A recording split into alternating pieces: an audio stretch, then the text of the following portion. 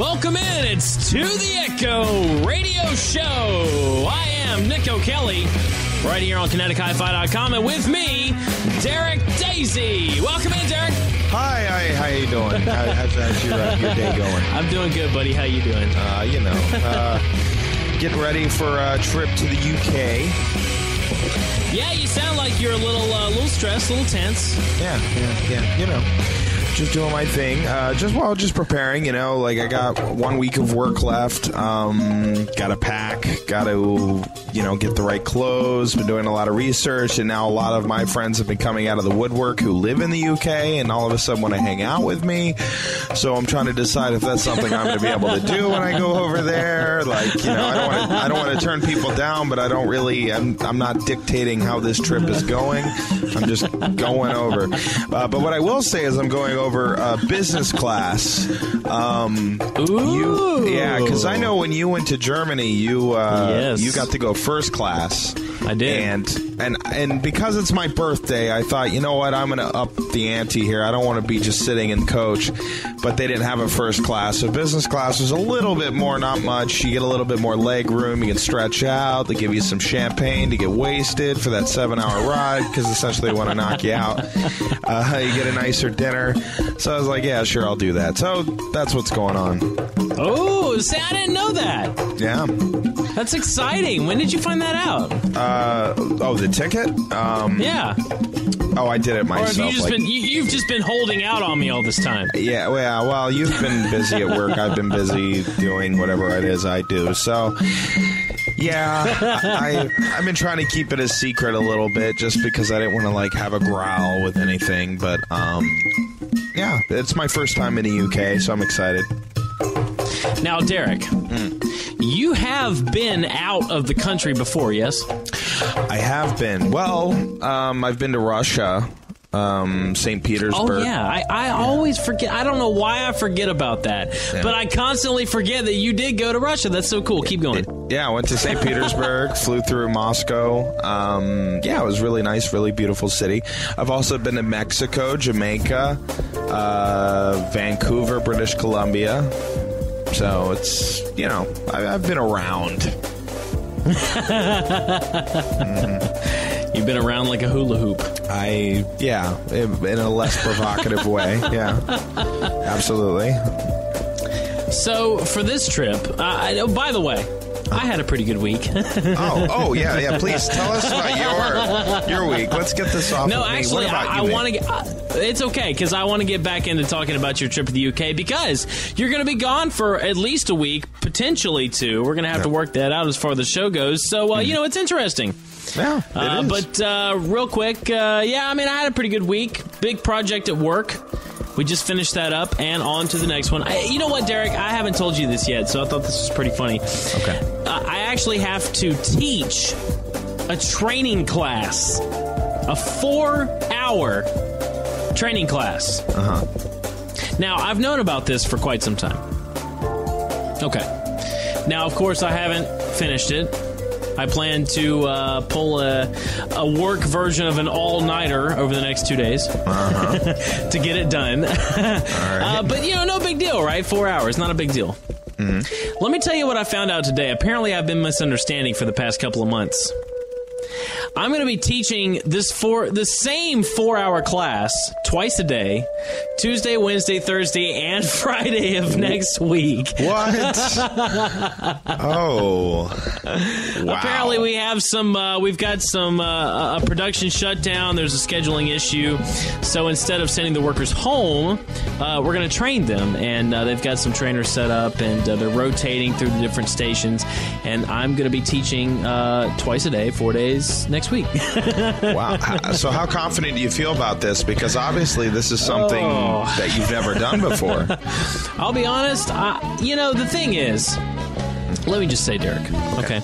I have been blessed. I'm so glad to have you on. I know over the past couple of days, we've had some bumps in the roads, shall we say. Mm-hmm. We've got some anger issues.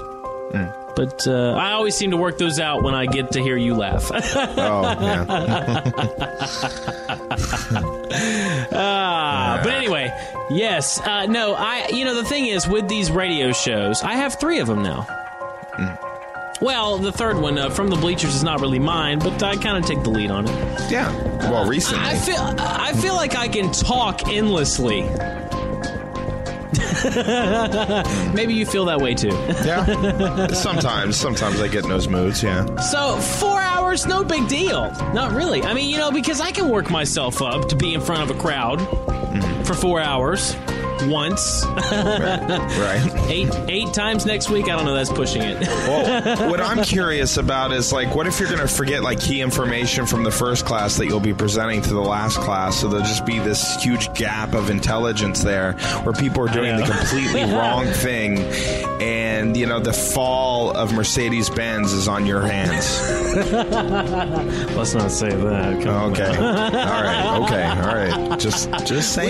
We don't want them to know who screwed it up. Yeah, right. But they're like, this is the class. This is going to be the one that ruins everything. It's right. Mine. Yeah. They'll be like, you'll be watching the stock market, or they're independently. All right, so they don't have a stock market, but whatever numbers they might have, it would be going down and just plummeting. And even the investors or the owners of the company would just be like, we're out. Let's just, cars. Let's just give it up. Yeah, we're done. And then that's it. And then they give you, they don't give you severance because they don't like you. And they send you out on your own. Then you could go back to being a meter maid or, one of those kind of jobs. Radio Shack. You could be a salesman, selling those, cool little pocket knife gadget things that like scratches your back. Yeah. I love how all except the last one were real jobs that I had. But I foresee this being a real job for you. I think you could sell back scratchers to people. Back scratcher? Mm-hmm. Yes. Yes, I could sell back scratchers. I wonder how much I would charge. Probably too little. That would be your problem, and you'd probably go out of business. Too little, but you know what the funny thing is, ironically, the back scratchers are too short. That's true. That's right. So that's how I get you. So okay. So anyway, no, I'm not too concerned, but it's going to be a strain next week for sure. Stressful. No, I'm curious to see how that ends up, and if you still have a job at the end of it. Definitely. Yeah, we'll see. And I'll be in the UK, so I probably won't know until I get back. And you're like, dude, I can't. I just sell my computer to pay my bills, and that's it. That's it. Yeah, that's it. I'm homeless now. I had to sell all of my possessions just to pay my bills instead of moving out, and now I live in the woods. Right. Well, I mean, like, hopefully, because I'm going over to the UK for our project, Suburban Myth. Part of it is. We'll be going over there. I'll be going to look at the printed version of our CD. I guess yeah. He did send me a proof of that, of the CD. He did? Yeah, and it looks good. So I'm excited to see that, like, in person. Well, listen, for the listeners and myself, describe it for me. Give us a little sneak peek here. What's going on with it? Well, you've seen it, but the cover is actually from an idea of Nicholas O'Kelly. A few months ago, when we were trying to decide the cover, somebody else was working on it for us, and unfortunately, Nick and I are extremely opinionated and too creative for our own good, and we just couldn't. Yeah, we just couldn't accept it. Say it isn't so, Derek. Yes, it is true. So I decided to, take a stab at what Nicholas's idea was. And Nick's original idea for this album cover for our band Suburban Myth was to have this stick figure mannequin sitting in a chair with ink like pouring off of his thumb, and there'd be like a thumbprint on the front of the album cover. And the artist that we had did the thumbprint, but I didn't connect to it at all. So when I went down to do this, I drew the mannequin in a chair with ink, and then I put like an army of mannequins behind them. And then the concept started developing, and I put buildings behind it, and then I wrote the band name in windows on the buildings, and then and then I took away the ink because then it just looked like this king of a mannequin in front of all of these, faceless mannequins. And, the EP is called Plastic Souls, so everything kind of tied in together. And the back of the CD is a bunch of mannequins with the titles of the songs, like written like a letter per body on the back. So it looks pretty cool. I'm excited to see it all printed out, and because it'll be the second artwork that I've done myself in 6 years. And I really wish I would just let it go and let other people do it, but I don't know. I get paralyzed if it doesn't look the way I want it to, unfortunately. But Nick, you've seen it. What do you think of it? I'm not sure if there's a hint of resentment in your voice or what, but no, I'm proud. No, I really like it. Actually, I'm very excited. I'm excited to hear that you're going to see it in person. I guess I didn't think about it, but I didn't realize you were going to see it in person. So that's exciting. I plan to hear a full report when you get back. Yeah, I hope so. But, I mean, yeah, they're trying to get all that stuff printed out, and hopefully there'll be something for me to bring back to the States so I could send it on over to you, because obviously the physical versions of these CDs will be sold in the UK first. Hopefully, I'll talk to them a lot about this while I'm over there, about kind of like what our next plan is, how we're going to promote this, if we're going to go over and do any shows, because I'm saving my vacation days just in case I got to go over for a couple weeks. Me too. Yeah. So it's like I'm just trying to leave everything up in the open, and hopefully that'll all come together. And then plus we're going up to see a few shows. Like, it's my birthday during that week, so I plan on doing things other than just work. So I don't know. He seems like the kind of guy that drinks a lot more than me. Not not abusively, not where he's like, beating people, but just like good time drinking. So I think he's going to show me how Londoners and UKers really party. Not to say that, the beating people's a bad thing. Is that what you're getting at? Yeah, no. Beating's fine. I have no problem with that. Oh, that's funny. Thank you. I wonder are you going to see shows of local musicians, or is it some signed band? Do you know who you're going to see? Apparently, like, they have this big get-together up in Wales. Like, all these, like, members of these big bands, like The Clash and all that, get together and just do these acoustic shows. So it's going to be some pretty cool people, and everybody talks and hangs out, and it's like a 3-day event. So hopefully that works out really well for me, because, just to meet somebody cool. Yeah, that's really cool. Yeah, absolutely. Festivals are always a lot of fun. They are. I agree. I went to 2 festivals I've went to recently that were fantastic. Number one, here in Charleston, every year they have the Rock Fest. There's one in the spring and the one in the fall. And was it last year we went? No. 2 years ago in the fall, we went to see Rock Fest, and it was Buck Cherry, POD, Puddle of Mud, Papa Roach, and Seven Dust, all in the same show. It was fantastic. It was a lot of fun to see that many bands in one place. It was hot. Everybody was dancing around. But then I also went to Carnival, the opening of Carnival there in Germany, when I went over in Cologne, Germany. That was also a big, just plain old party festival. It was a lot of fun. So I'm sure you'll get to see some new sights, some new sounds. Other than South America and the cruise ship, you have not been out of the country. So Europe indeed is a very different world. I'm sure you'll love it as much as I do. Yeah. And if I don't, well, you're going to have some explaining to do when I get back. No, I have a lot of people, because where I work, I meet a lot of people from the UK, and I've been asking all of them, like, what do you think about it? Is it fun? They're like, yeah, the weather sucks, but it's a pretty cool place. And they're like, you're not going to really have to worry about snow all that much, even though ironically it just snowed over there. So, oh, really? Yeah, and that's not something that happens a lot there, from what I'm told. Like, usually their cold weather is like 40 degrees. It's just rainy. Yeah, so which is fine. That doesn't really bother me, because, New York City, cold to me is like 20 degrees, even though it hasn't really gotten that cold this year, luckily.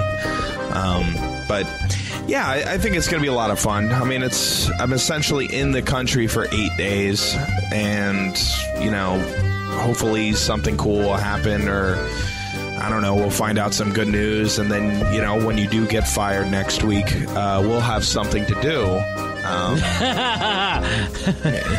What has the temperature been there this week where you are? Where I am? Actually, yes. The weather has been 40 to 50 degrees. Wow. Yeah, springtime has sprung in January this year in Charleston, ladies and gentlemen. It's been 75 to 80 degrees all week long. Warm, sunny, blue skies. I hear some friends of ours in North Carolina, they're saying they're expecting snow tomorrow, and they were just experiencing 60, 70 degree weather, which is kind of funny. Oh, really? Yeah. Global warming, man. It's happening. So you people better do something about it. Now, is that in Salisbury where those people were, or where were they at? Yeah, Salisbury, Raleigh, yeah. Oh, wow. Okay. Yeah. All right, well, good. Hopefully that won't happen down here, I can't imagine. Yeah, well, it better not. Yeah, it's been really pretty weather. So, well, that's good. Yeah. Excellent. How are you getting out of your job for 2 weeks? Luckily for me, we were given some leave time because of Thanksgiving, and I had extra vacation days as well. I don't really go on vacation that much, so I actually are going to have 3 days left over, and I only work 4 days a week, so all it takes is 4 days vacation for me to get off 10 days. Oh, wow. Yeah, so, because they'll, schedule me off those 4 days, then they'll do my normal days off before and after, so I just get that entire time. So I'm trying to save up to 8 days off so that I can take off, 3, 4, 3, 4, 3, Right. Are you going to be staying in a hotel, or are you staying with Phil? Whoa. What was that? I don't know. That was really good timing, whatever it was. I will be staying. I will be staying in a house with the person, the lyricist of the band. Okay, yeah, excellent. Yeah, his wife actually reached out to me the other day, and she's like, I hope you're, excited for my cooking and all that. I'm like, yeah, I'm ready to go. I'm not sure if it's a good thing if she has to warn you about it before you get over there. Listen, I have a tendency of giving people food poisoning the first, second, third time, but hopefully that won't, be a problem with you. I'm like, no, food poison me. That's fine. I've only cooked raw sushi twice, but I learned from my mistakes, and we're good to go now. Yeah. Wasn't there a time where an ex-girlfriend of yours friend did that, and they all got sick? Yes, she decided.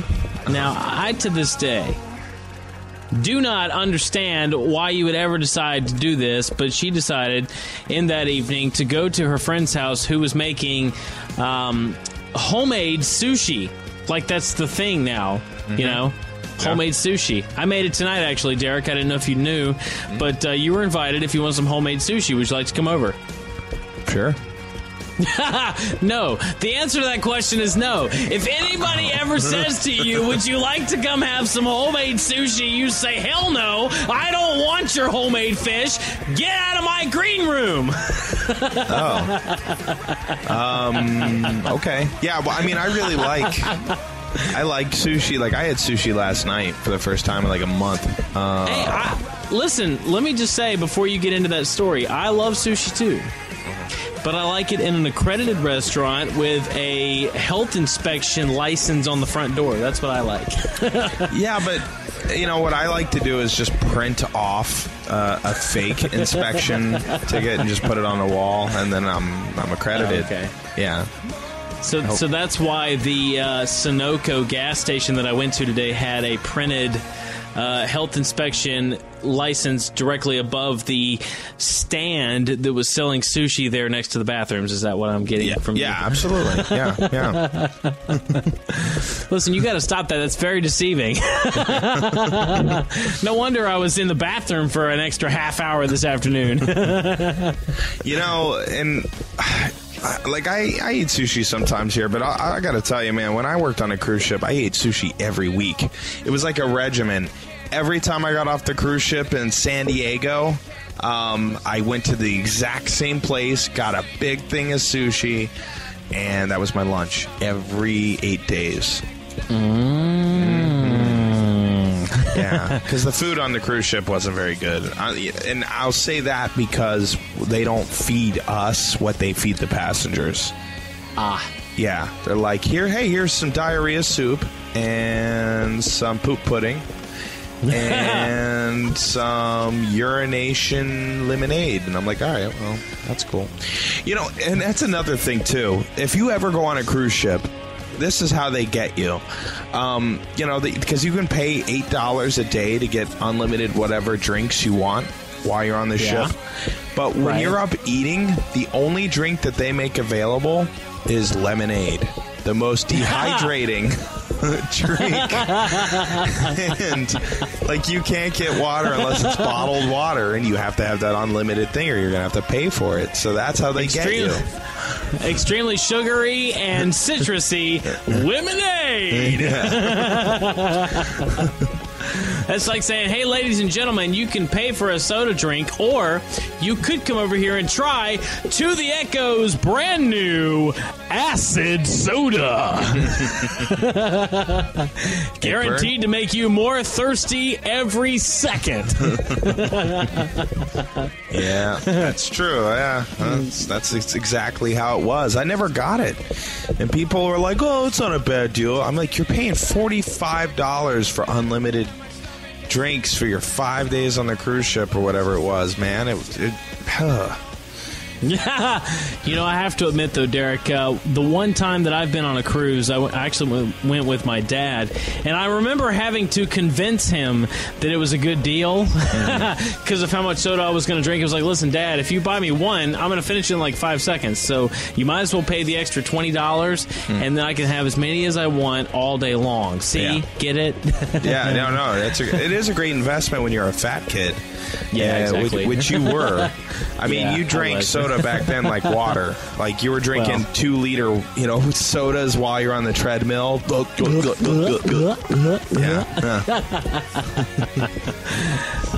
Only slightly, Derek, but I'm not going to say that I don't do it now still.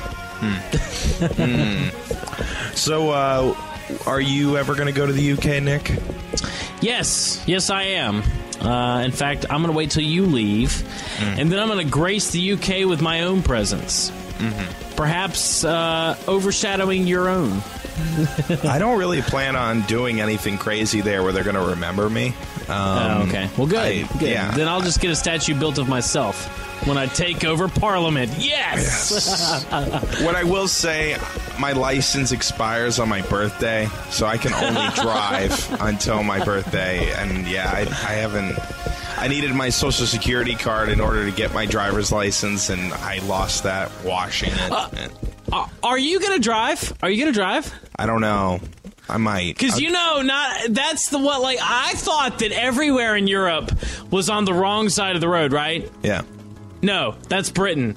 Just Britain, the UK. Britain and Australia. That's it. Everybody else drives on the right side of the road. So if you drive over there, you will actually be on the wrong side of the road and in the wrong side of the car. True. Well, Jamaica also drives on the left side of the road. Yeah, Jamaica does too. That's right. You're right. Freaks. Yeah, so dumb. Exactly. Yeah, what are they thinking? I don't know. They're so dumb.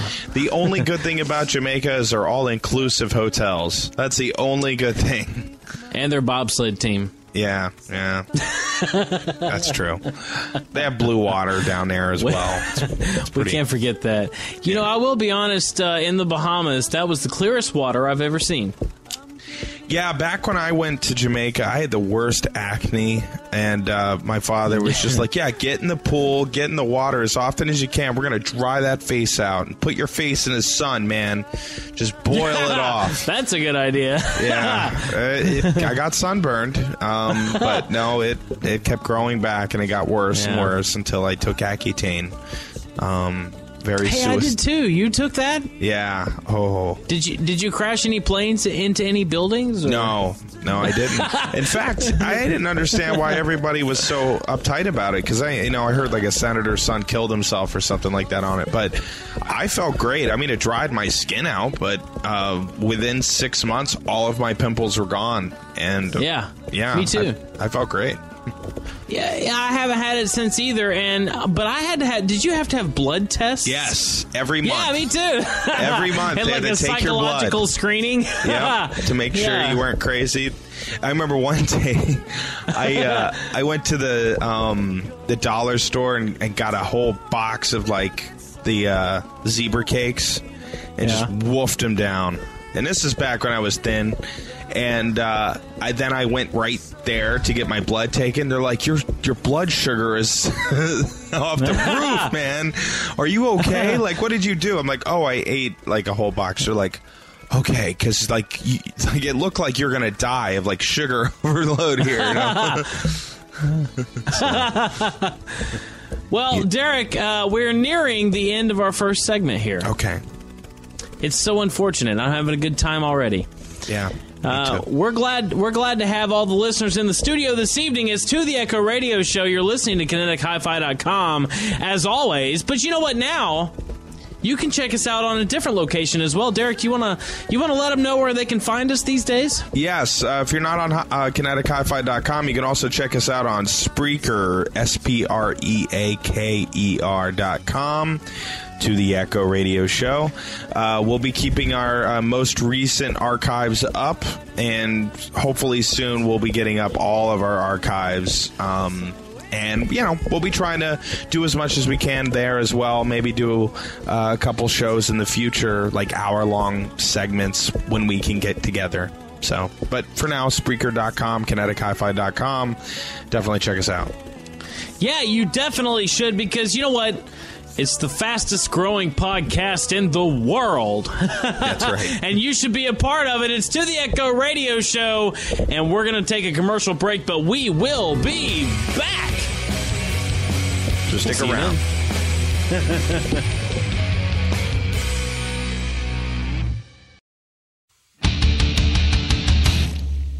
Fashion that's back. You can fart on your sister, you can fart in her mouth, you can fart in the theater, you can give your farts out. With fashion that's back. For the person who wants to give the fart without the stank. For the practical joker who wants to get instant friends. Just blow and fart. Wow! With fashion that's back. You can fart in traffic, you can fart on a date, you can fart on your grandma, you don't have to wait. With fashion that's back by D.O. Toys. Friends sold separately.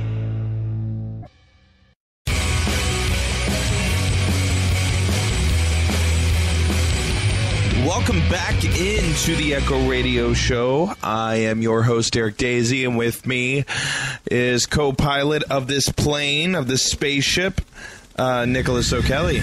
Derek, we have a problem. What's the problem? The main engine number 2 has gone down. We're going down in flames, Derek. We're gonna die. Okay, this Nick. is a non-oxygenated atmosphere. What are we gonna do? All right, Nick, what I need you to do is sit right here. I'm going to go over here. I'll be right back, okay? Just hang out right I'm sitting here. All right, I'm just hanging out now. Just going to walk over here to the escape pod and...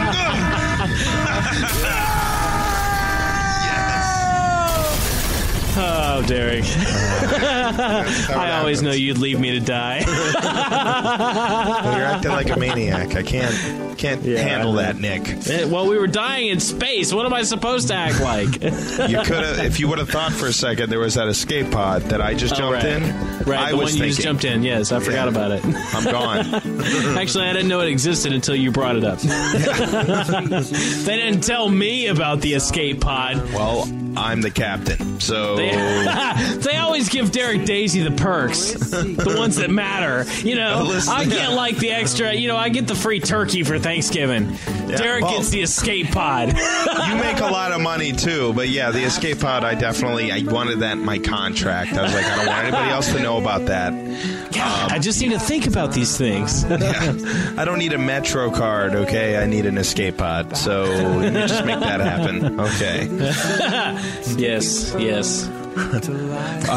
Speaking of escape pods, I like eating food. Wow, that's one of the best transitions ever. Thank you. You're welcome. All right, so we're gonna dive into some movie news. Some interesting things, I guess. Nick, have you ever seen the movie Hot Tub Time Machine? I really wanted to see that movie, and I'm actually embarrassed to say that I haven't watched it because it's been out long enough now to have been on both of the movie channels that I subscribe to on Comcast, but I have still not been able to actually see the whole movie. Is it not funny? Only that, it was on Netflix for like half a year. Oh, it was? Yeah, I totally missed it. That's where I watched it. So, the movie's interesting. It definitely has its moments. A lot of drugs, like cocaine, because they pretty much go back to the 80s. It was a pretty funny movie. Well, that was one of the last movies MGM put out before they went bankrupt or went into bankruptcy. And, it looks like they might be making a sequel to Hot Tub Time Machine. Uh-oh. Yep. John Cusack is not involved yet. They got everybody else involved, as far as like the normal cast was.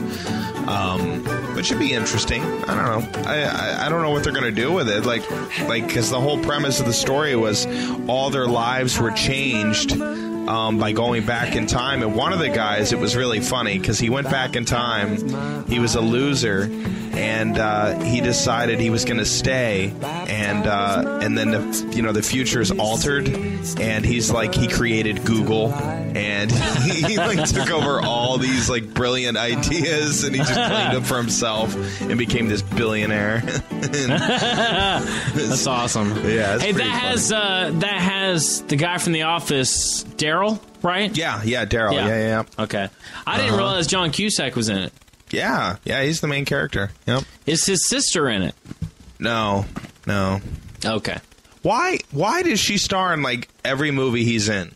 That's what I was going to get to. I really don't know. It's like, I don't know if it's some brotherly, sisterly love going on there, or if maybe Joan and John Cusack just rings a bell on the bill. I don't have any idea, but does he feel bad for her? Is he like, listen, Joan, I know you don't get as much work as I do, so I'm gonna. Well, she's older, right? So has she done anything previously to when he was actually beginning acting?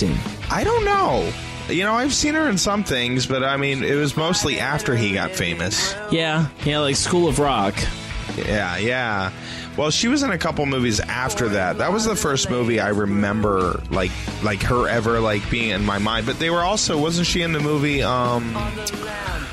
the record movie, the one where he was in the record store? High Fidelity? Yeah, wasn't she in that, like, for a small part? I think yes, she was. You're right. She was in that as well. But that was before School of Rock. Right, it was. That was, like, one of his first big movies. Yeah, I think that was the late 80s, actually.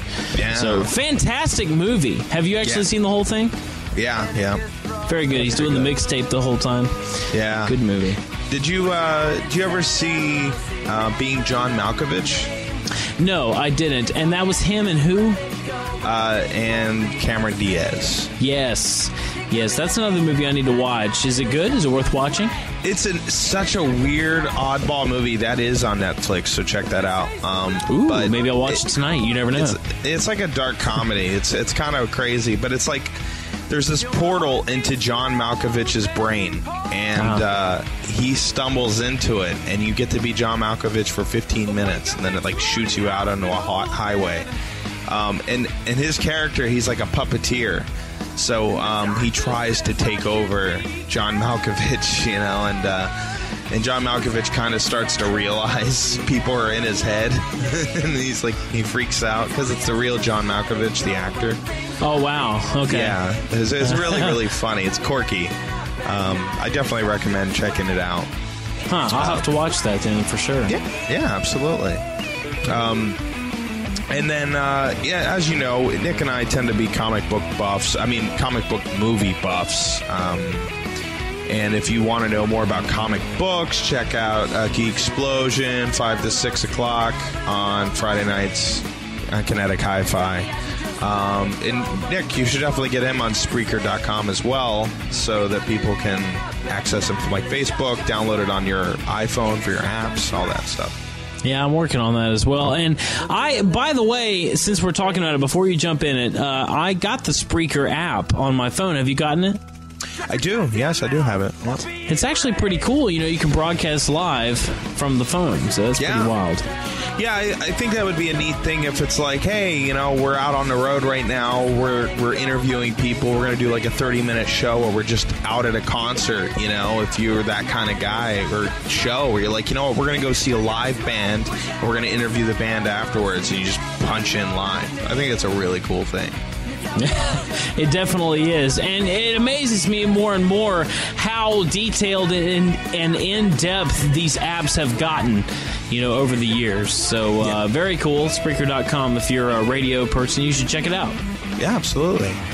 And with that, to branch back into comic books, Superman movie. Russell Crowe, who's in it, plays his real father, Superman's father. He says the film is, quote, very complicated. It's really complex. I don't think anybody has really tried to get into the psychology of what it must be like to be Superman and what people would really respond like in a modern society if someone like that just popped up. And that brings questions to my mind, like, what the hell would we do if a man like Superman showed up? I don't know. And honestly, I really enjoy, since we're getting into geek stuff again, I'll go ahead and branch out here. I really enjoy the Justice League animated series. In fact, I've been watching it some recently, and towards the end of that series, before they finished, they started getting into really some intertwined stories, some really good in-depth comic material going on. One of the things was the U.S. government planning what would happen if the members of the Justice League were to turn against the Earth. So it's these calculated attacks on the Justice League, by the government. They make their own super soldiers. They take chemical injections to turn themselves into Hulk-like creatures just to fight the Justice League unnecessarily. And you bring up a good point. Would it be like that? I mean, you have to imagine if somebody more powerful than anyone else on the face of the planet just randomly showed up. Most of these superpowers who already fight amongst themselves would probably want to be able to secure the idea that they can take that person down if they needed to. But, I mean, in realistic terms, what if something like Superman just showed up? But, I mean, us as Americans or the world, we don't have chemicals where you can pump us into Hulk-like creatures because that doesn't exist. I mean, what if all we had were bullets and bombs and all that? What would we do? I mean, would we fire it at them? Would we try to befriend them? Would we, You lock them up? I mean, what do you do to something like that? Well, I think it would really depend on the way in which Superman, the proverbial person that we're talking about, would present themselves.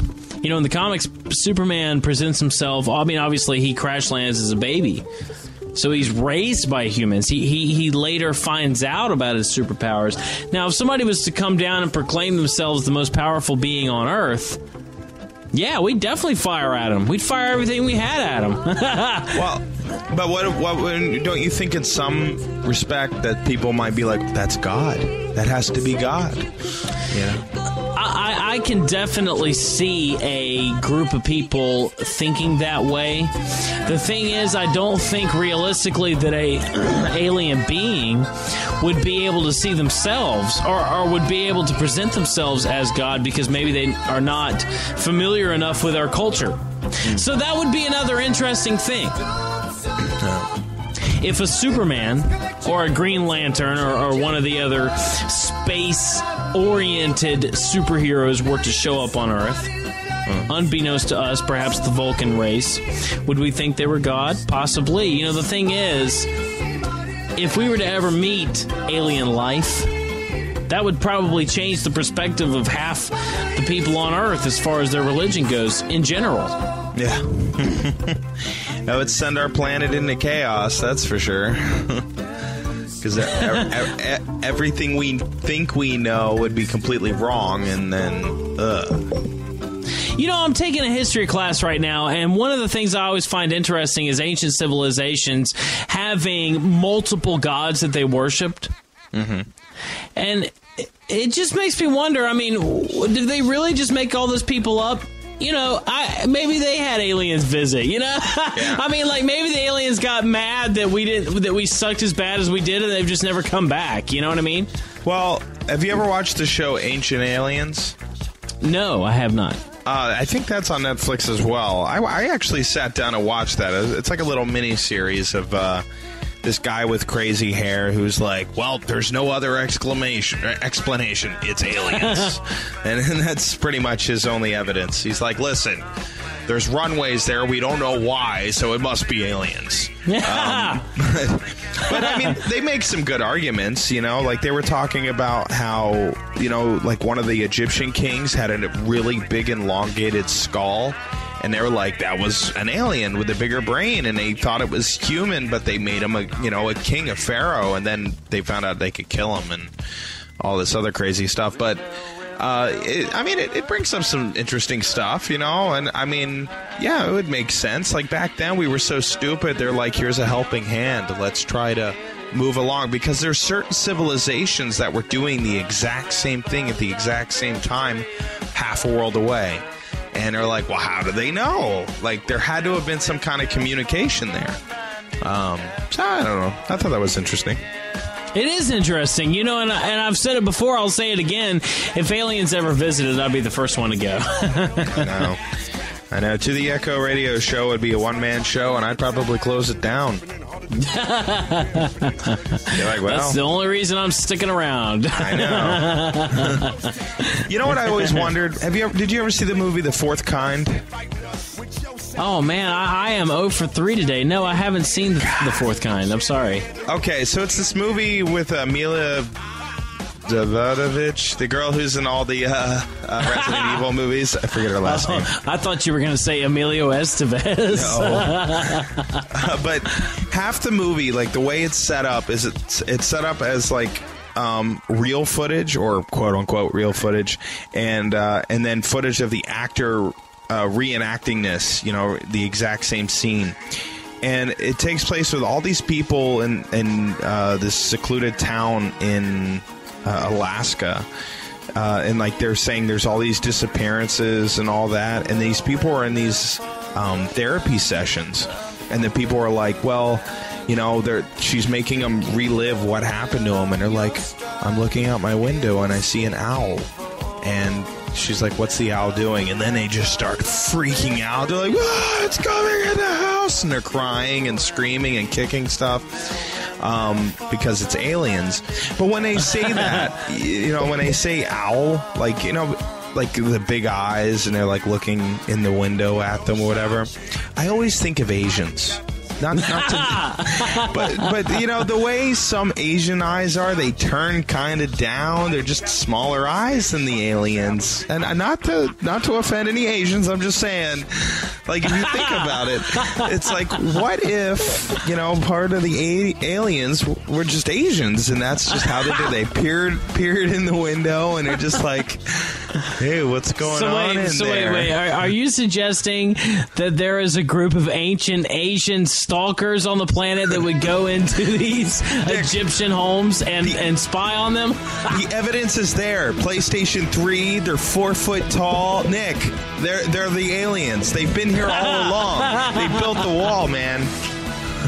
All right, so ladies and gentlemen, the crop circles were not actually made by aliens. They were actually made by pissed off Brits that were just going in circles cutting the grass. That's right. And then Asians were the ones flying around in saucers and abducting us and all that. I'm telling you, Nick, it's all right there. Look at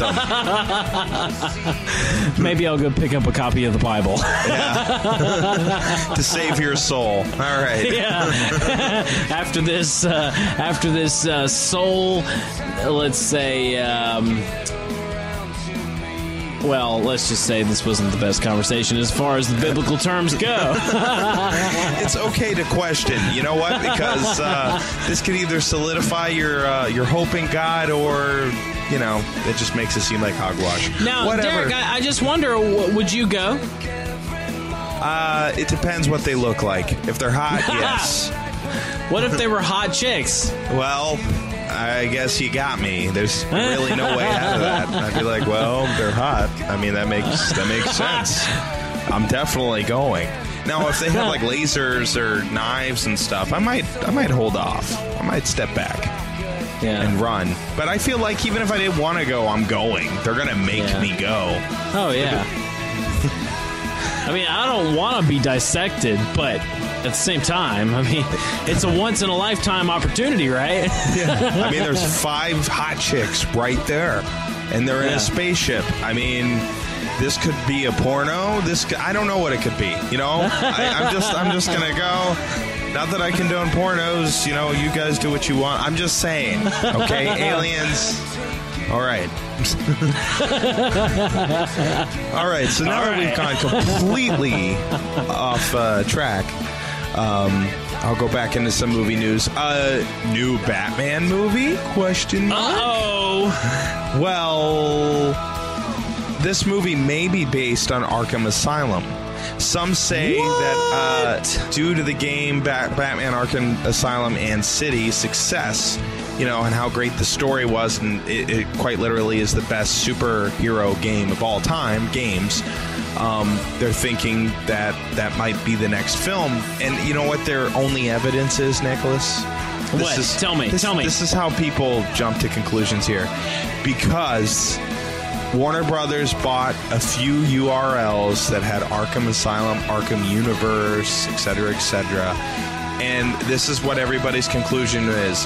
Oh, it's going to be a movie. But did anybody ever stop to think that maybe it's just a sequel to the game? And it could be a third game. So yeah, maybe it's the third game. Yeah. I mean, now I would be totally in to an Arkham Asylum movie. Totally. But they would just have to be pulled off right.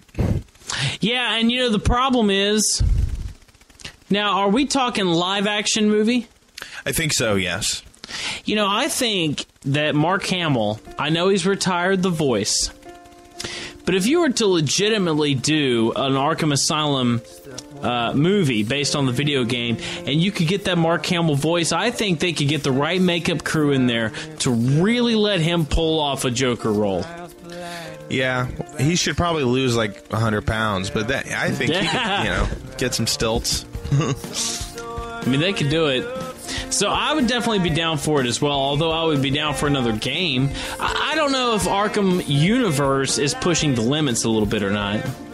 Yeah, because, you know, there were some hints that maybe they would bring the Justice League into it, but I'm like, leave that alone. Don't bring the Justice. Let Batman have his thing, because when you bring the Justice League into games like that, it's just kind of gay. Yeah. Hey, I love the Justice League cartoon. I think it's great. But when you play the game, when you watch a cartoon, there's always an element of I don't know how to say the opposite of reality here, but non-reality, non-real, it's unreal. Yeah. There's always that element that you accept when you're watching a cartoon because you know that it's not real people. Right. You know, but once you put it into a live-action film or a game that you are actually interactive with, I think that some of the characters of the Justice League go beyond the realm of the real that you can accept.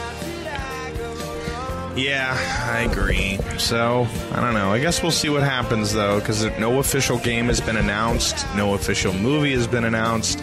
So, me bringing up that topic was really for nothing. I just saw somebody. Well, it was fun, though. Thank you. It was good. Thank you. Yeah. Nick, were you ever a Die Hard fan? Yeah, I like Die Hard for sure. It's one of my favorite Christmas movies. Which one's your favorite? I'm going to have to go with the first one. Absolutely. I love the first one. Okay. Well, you know that the fifth one is coming out. Yes, I do. February. You going to go see that in the theaters? And that's with his son, right? I have no idea. Not his real son, but I mean the character's son, I think, is who's a part of this film. Oh, I don't know. I'd have to check that out. Yeah, I probably will see it. I did see the last one in the theater, Die Another Day, or no, not Die Another Day, Die Hard with a Vengeance, or whatever it was. I don't know. Yeah. What was the last one? The last one was Live Free or Die Hard. Live Free or Die Hard. There you go.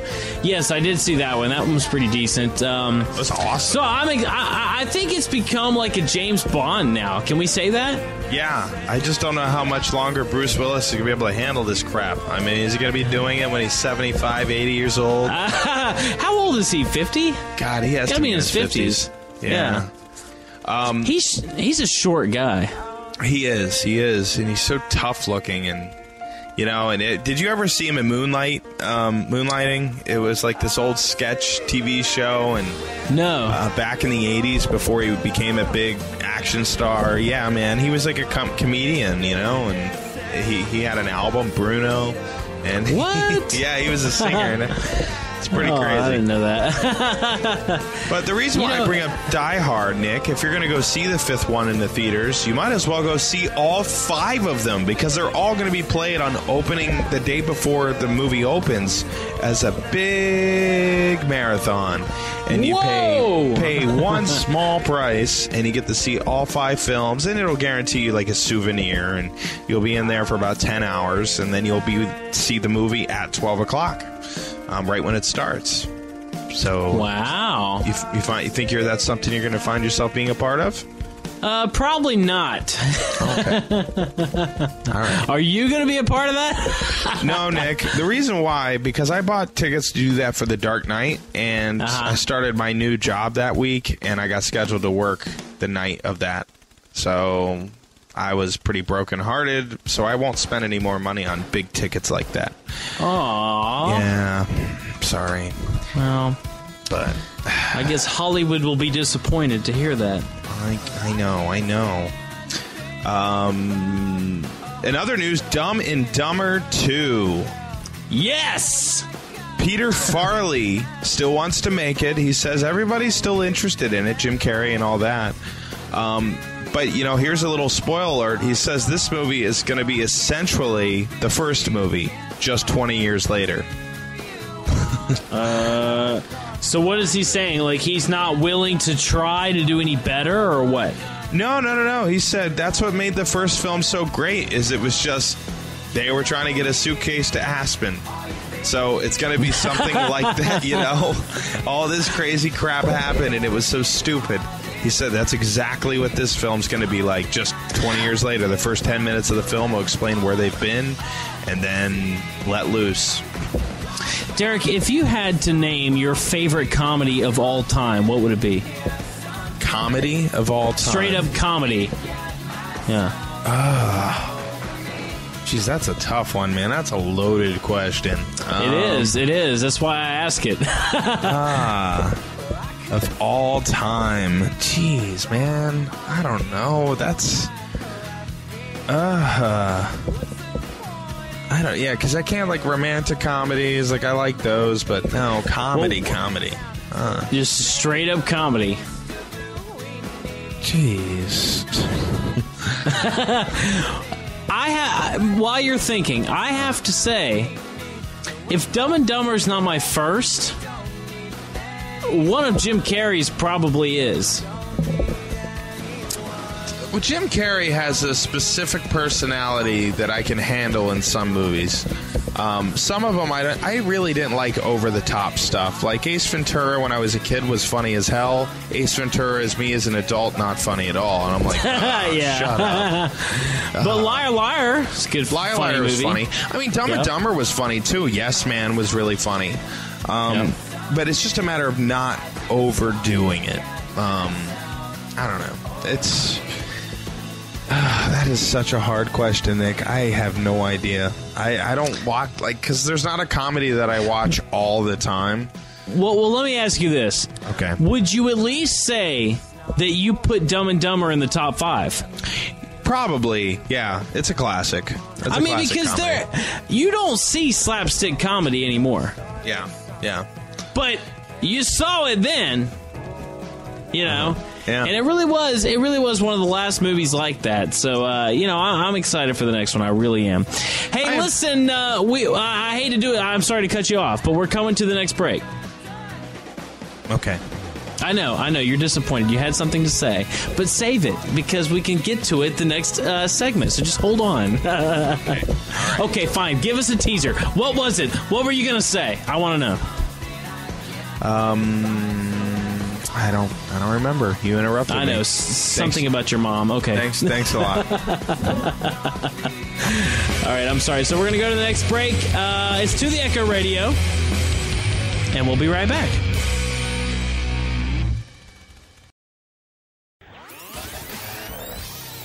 I want a baby. Yeah. That's going to take a little different kind of other magic that I'm... No. That's the kind of magic I don't have, baby. You need to scoot. Hey, honey, I got a question. Why are you still in my bed? You should be in the kitchen. Well, we just alienated all female listeners. So that was great. So if you're listening and you're female, I apologize. No, I don't. I just want to... I want to speak for the male gender here, sort of, try to redeem us a little bit.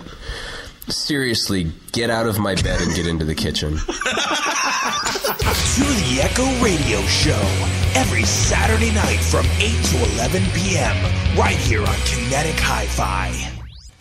2013 is another hard year on America. And that's no exception for U.S. college students. 12 million students borrow millions of dollars each year based on the lies and false hope that college will indeed bring them a job. More students are defaulting on their loans than ever before because minimum wage jobs are all that exist. Instead of donating your money to the homeless, especially the ones with clear drug problems, donate to the SCSA. For as little as $500 a month, you can help pay off our young's debt. While some students may have gotten their lives under control, there are millions trying to stay above because they were promised a chance at a normal life. So instead of supporting the underbelly of society, support the ones that matter and the ones that are really trying. You can start now by sending your PayPal donations to theechoradioShow@gmail.com. There, you will help pay off 2 loans that matter the most. This is a message brought to you by Struggling College Student Association. Welcome back in. It's To the Echo Radio Show. I am Nick O'Kelly. With me here, Derek Daisy. Hi. It's just us tonight, Derek. It is. We don't have any special guests. It's so sad. I know. But it's okay because, I enjoy the bonding that you and I get together.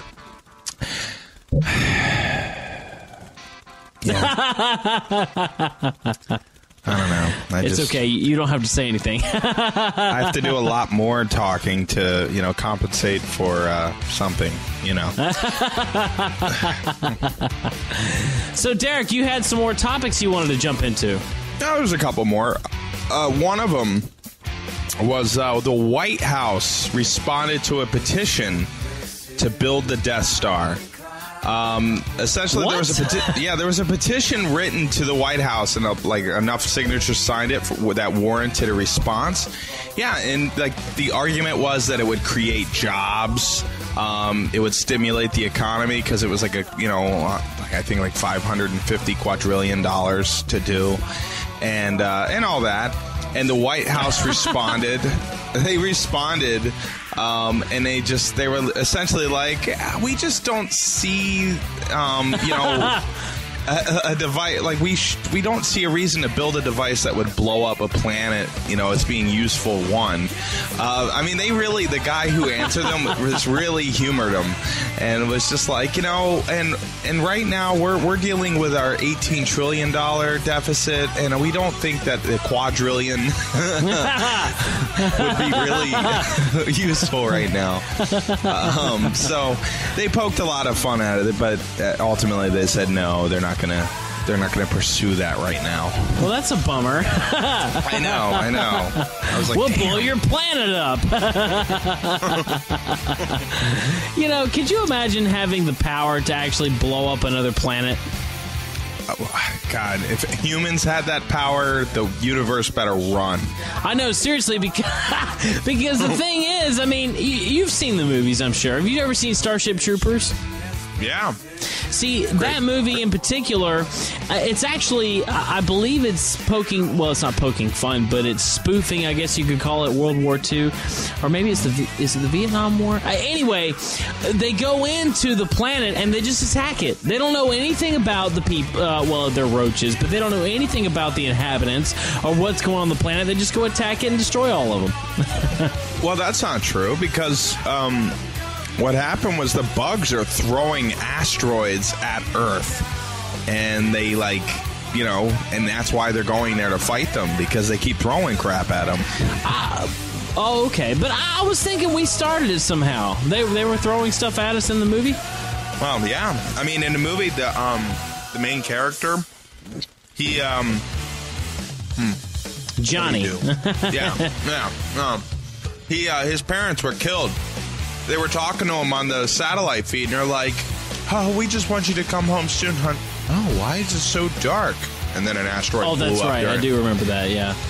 Okay. I need to go watch that again. Yeah, that's a good movie. Yeah, that is a good movie. Well, I will say, though, Denise Richards, terrible actor, who gets stabbed in the middle of the chest, and at the end of the movie, it's like, I guess things just aren't going to be the same anymore. And then she just has this gaping hole in her arm, and it's just, no big deal, no big deal. I'm going to get through this, going to work through the pain. Yeah. They've made probably, it's like Jaws now. They've made like 10 sequels. Mm-hmm. Yeah, but Jaws, I think, actually made it to the theater. Yeah. The only thing with Jaws that I can't believe was Jaws: The Revenge. When the shark was jumping out of the water, it had a bark. It was like, roar! And it would hit the water again. I haven't seen Jaws: The Revenge, but I guess I'm going to have to check it out. Oh, yeah. Just for the purposes of this show alone. Uh-huh. Well, because we talked about it last week, too. Right. So anything that is called upon twice, we need to talk about it. Or you need to see it. Jaws: The Revenge. Got it. Make sure, listeners, that if you haven't seen Jaws: The Revenge, you definitely should see it, because it's the most wonderful movie in the whole world, is what Derek's saying. That's right. Who's calling you, Nick? What's going on? It's a friend of mine, actually, who's saying he's listening to the podcast. Aww. Yeah, so no, nice. actually, I'm very serious. Oh, I thought you were just saying that to change the subject in case I was going to punch you in the face. No, I'm serious. He's listening to it right now. Oh, nice. Very cool. Yeah, it is cool. You know, we've been getting quite a few more listeners here recently. And on KineticHiFi.com, they've actually done some good stuff recently as far as advertising goes. They've grown from 1,000 listeners on average monthly to 4,000, so that's pretty cool. Wow. Good thing, yeah. And actually, Derek, I guess I'll go ahead and plug it. The Weekend Warrior Package is what we're calling it now.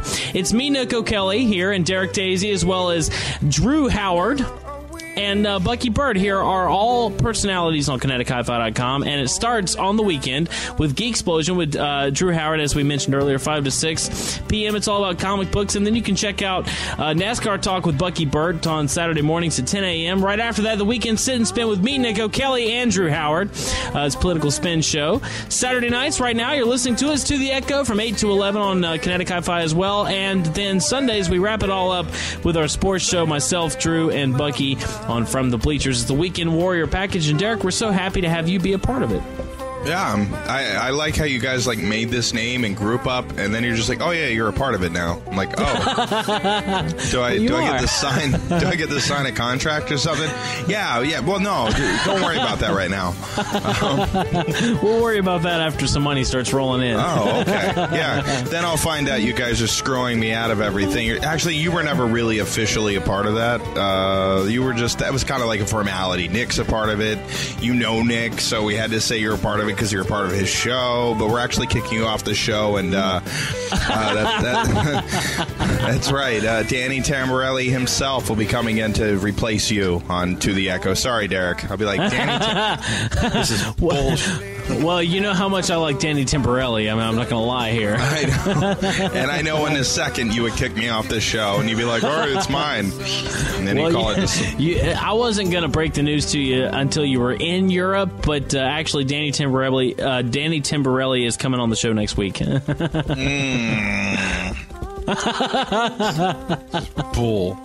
You know, I have to tell you, it was very difficult to get the interview, too. I mean, after, what was he on? Was it Celebrity Rehab he was on, or what? Was he? I think he was, wasn't he? Or Celebrity Weight Loss or something. Oh, well, I know he's fat now. Like, that would make sense. He was on something recently, I'm pretty sure. Oh, man. Wow. Yeah. God, I miss that kid. Miss that show, Pete and Pete. Great show. Yeah, it was a really good show for sure.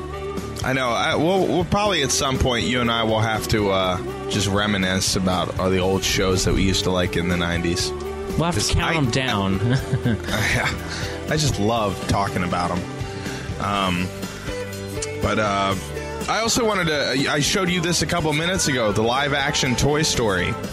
Oh, my goodness. It was the most fantastic thing I have ever seen in my entire life. Somebody actually did a frame-by-frame reshoot of a live version, like with toys, of Toy Story. I mean, they used the audio from the movie, except in the beginning. Like, anytime the real children are in the video, they use their real voices, but they did a great job. They really did. It's the real toys. Yeah. Yeah, they did a fantastic... They were, like, moving them around with strings and stuff, and they did these little cheesy special effects. I mean, even with all its flaws, it's like, God, who took the time to do that? That's not something you just like, hey, let's go shoot a movie. That takes months of planning to figure that stuff out. And watch me find out he only did it in 2 days. You know, I did notice that he had the actual wallpaper on his wall. Yeah. Yeah, he did all that stuff, man. Like, the cardboard boxes were drawn just the same way. The scene at the end with the RC car where they're about to take off on the rocket and they're going through traffic, that had the same cars in the shot. Real, like, cars driving into the intersection. Yeah. It was nuts, and then when they lit that rocket, of course you could tell it's on green screen in some shots, but yeah, for the most part, it was pretty funny. It was pretty good. I just thought that was like, man, who has the time to do that? I don't know, because I don't. Nick and I tried to make a movie once in college. Yeah, that was fun. Yeah, it was a disaster. But not because of us. No, well, and it wasn't like the people involved's fault. It was like outside parties pulled it apart. But we had this brilliant script, man. The show, what was it? Or the movie was called, what, Lost to Nowhere? Lost to Nowhere, that was the name, yes. Yeah, and it was about a musician who was the son of this giant rock star. And, you know, his dad was famous for the major hit, The House is a Rockin' When I Come, you know. It starts with a C, and it rhymes. And we we did that song, and we wrote this script. It took us 2 months to write it. Me and Nick and this other guy, Drew Hepler, would get together, we'd write it, and we sit there and just like think of every joke we could possibly imagine. And he brought a lot of great ideas to that script. Yeah, he's a fantastic screenplay writer for sure. Oh my God. And it's like we would do things together all the time. There's even a video on YouTube with him and Nick just kind of ad-libbing, walking through the woods, lost.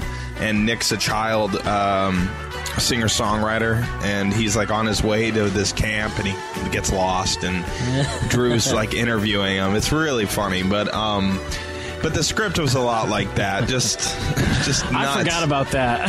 Right now, it's funny. Do you still have that? Yeah, it's online. It's on YouTube. You have to check it out. I'm gonna have to check that out right now.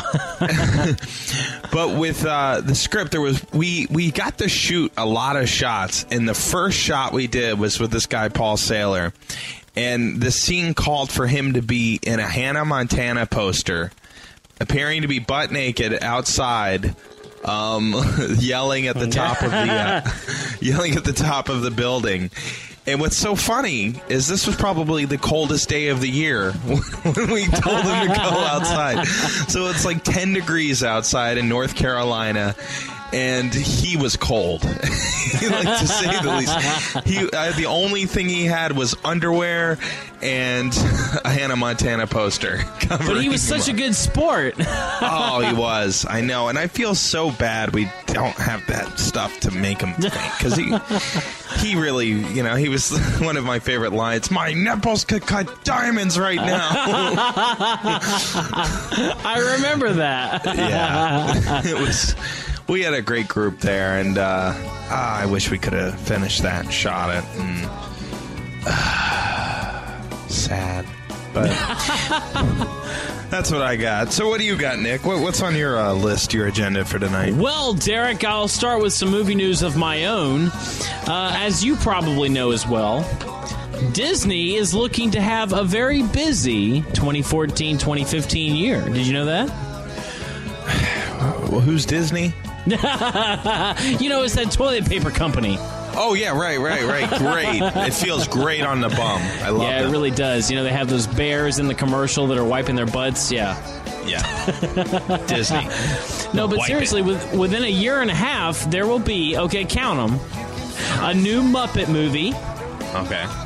A Captain America sequel, because Disney owns Marvel now. Right. The Justice League Guardians of the Galaxy I'm sorry, not Justice League. The adaptation of Guardians of the Galaxy, which is a follow-up to Sleeping Beauty, my bad. A new Pirates of the Caribbean film. Oh.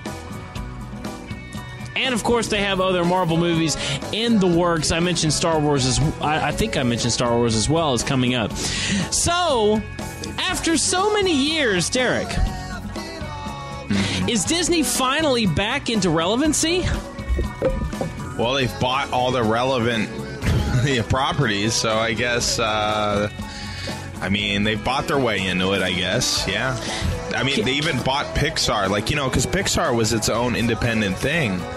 And then back in 2007 or 2008, they bought Pixar as well. So, yeah. They pretty much own all the big things. Now, of course, remember, even though the Star Wars movies were cash cows, they weren't that great, the new ones. So, you know, we got to hope that they turn it in the right direction. And I think now that George Lucas won't have his itty-bitty stupid fingers on it, it'll be better. I still can't accept Chris Evans as Captain America. He does not. When I pictured Captain America as a kid, I pictured like a more mature man, not this boyish looking guy. And he'll always be a boyish looking guy. I don't like him. Did you not like the movie? I never saw it. I saw Avengers and in my him. I was like, meh. I'll have to say the movies. The Captain America movie portrays him a lot better than the Avengers does. The Avengers, I thought, was all about Mark Ruffalo and Tony Stark, which is what's his name? Robert Downey Jr. Robert Downey Jr. That's what that movie was all about, and I think it was written basically for those two guys because the banter between them really carried the whole thing. But the Captain America movie by itself was pretty good. Yeah, I'm sure that's true. I don't know. It's like he was the flame, man. Like, I hate how these like DC and heroes like move within each other. I mean, even what's his name? Ryan Gosling? No, the Green Lantern. No. Green Lantern?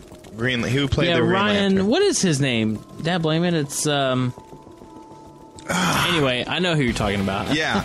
Well, Reynolds. Reynolds. Yeah. I mean, he was in the Wolverine movie, which is Marvel, and then he's in a DC movie. And I hate that. Why can't you just stay to your... That's it. Like, stay in your area. Stop moving around. Stop being a jerk. I think we've mentioned this before on the show, but that's the reason they killed off Cyclops in X-Men. Yeah, but why? I mean, I don't know. Like... I don't know why he would want to take that role in Superman anyway. It was terrible. Yeah. But anyway, I digress. Yeah. So, also, a new Pirates of the Caribbean film. They've had 3. 4. Why? 4?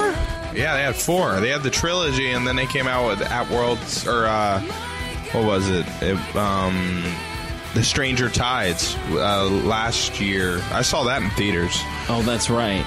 Yeah. I forgot that was the 4th. Well, they're doing another one. Aren't they paying him like $100 million to do it, Johnny Depp? I mean, he's gotten more money off this whole series than he ever has in his career, period. Yeah, I'm sure. I mean, I really enjoyed the first Pirates of the Caribbean. I really did. Didn't like the second one. I liked the third one. Stranger Tides was pretty good, but I'm thinking, okay, when do we stop? I mean, what's with the James Bond effect that's going on? What's it, like a disease? It's taking over? You do one good movie, you have to do 10 more? Yeah. Why can't you stop, Franchise, just let us enjoy what it is. And it's true.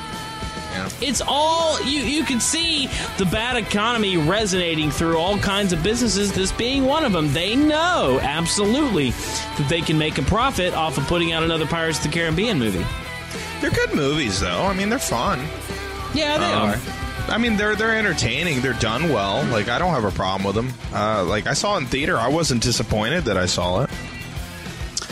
Hey, like I said, it is a good movie. It's not that it's bad that bothers me. It's just the idea that we can't come up with anything new, so we're just going to keep riding the coattails, so to speak. Well... And coming up with something new is a really hard thing because, the few movies that have come out new have tanked. Like Cloud Atlas, like completely tanked. That was a unique idea. And that's the thing, like, the only movies that ever tend to do well that are unique are these small independent films that cost $15 million to make. They got like 1 or 2 middle name people, and it just has a really intriguing story, and then that turns into a $150, $200 million movie, and that's great. But yeah, to turn, like, to get people to do faith. I mean, how did you feel, Nick? What new movies have come out this year, like new properties that you've never heard of before, and you were just like, I don't know what that is. I'm not giving that a chance. You mean ones that have come out that I didn't want to see? Or just there was something new that, would have been something like, what was it? John, what is his name? It was a movie from Disney. It was the worst selling movie this year. Oh yeah, with the I don't know. I didn't see it. It was awful. I saw a few minutes of it and I hated it. I can't think of the name of it. Yeah, but things like that. It's like somebody took a chance on that, which could have been a new, franchise, but it just tanked because everybody's like, "Why am I going to go see this? I don't even know what that is." I think everything recently that I've seen that was a completely new franchise or a completely new idea has been Pixar. Yeah, Pixar. But they every few years come back to their original idea. Like they're going to be doing Finding Nemo 2. I heard they might be doing a Toy Story 4. Which Toy Story is one of those that they've managed to do all their sequels in such a way that they're each their own movie, as far as I'm concerned, very independently well done. Yeah. Toy Story 3 made $1 billion. Did you know that? Yeah, I did. And rightfully so. It was a good movie. It really was. And I thought the second and third movies in the Toy Story franchise were just as good as the first one. Absolutely. Now, I didn't cry in the third one. Like, everybody's like, oh, man, you're going to cry. And if you don't cry, you're a, they would... whatever, suggestive.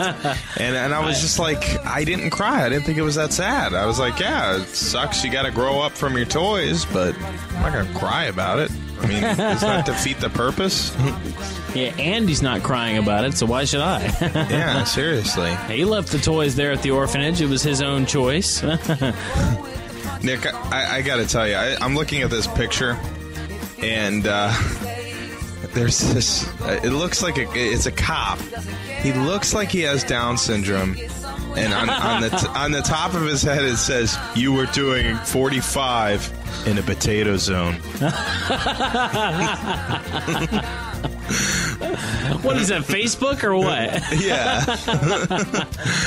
Hey, by the way, I just got another text message from my friend here. His name is Jordan.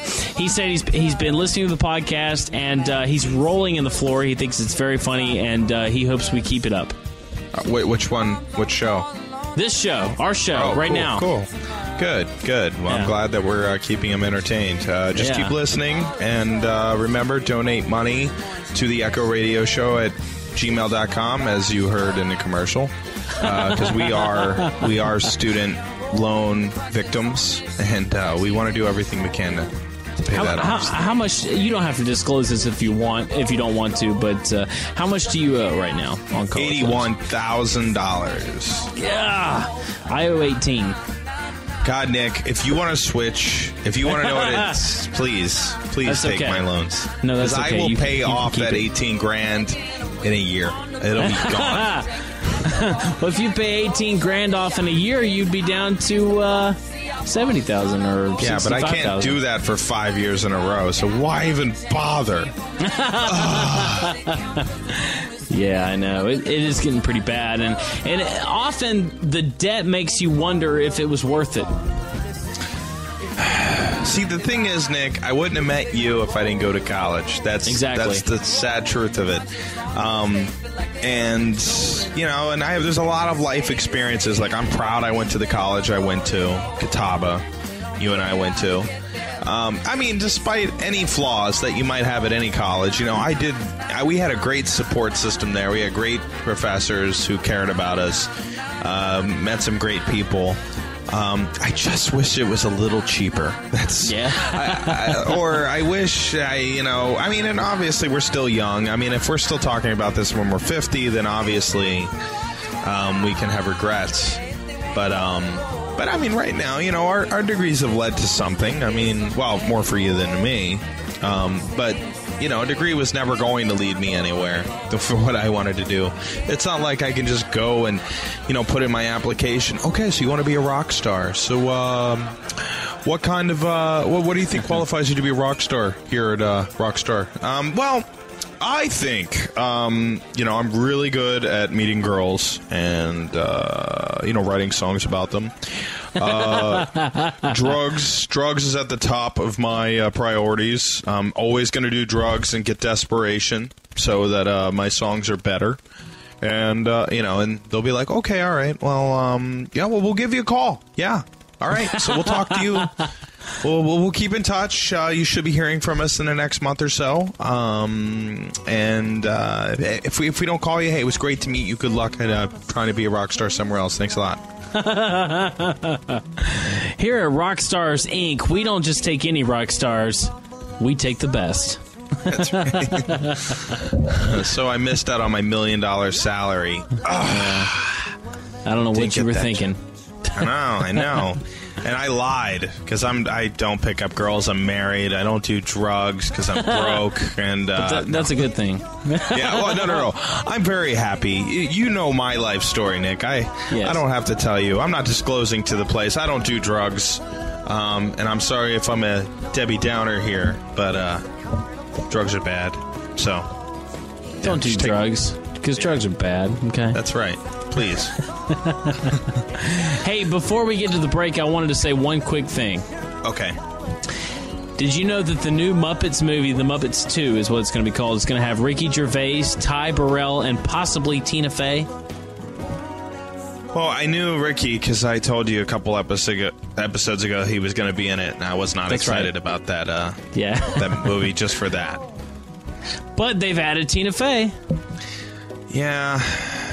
I get it. Yeah. Yeah. Well, you know what, Derek? That wraps up the third segment here. We're halfway through the 50-yard line of To the Echo radio show. All right, go long. Maybe we can get this done in 2 hours. Here we go. Maybe. Here we go. Let's go. Ladies and gentlemen, you've been listening to KineticHiFi.com. You can check us out as well on Spreaker.com. That's Spreaker.com at To the Echo Radio Show. And we will be right back after this commercial break. All right, see you. Oh. This is To the Echo Monologues with Nick O'Kelly. Listen, Julia, okay? I told you I don't have the money, all right? You can go to my mom all you want.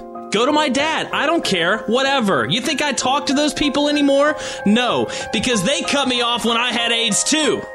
Now you? Cutting me off?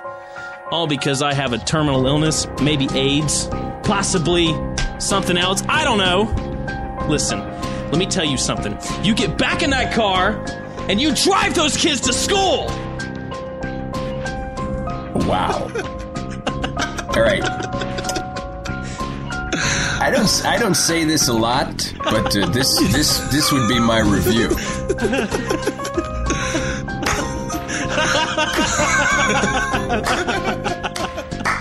Slow clap. You drive those kids to school. To the Echo Radio Show, every Saturday night from 8 to 11 p.m. right here on Kinetic Hi-Fi. Oh, Muffins, I wish you really understood me.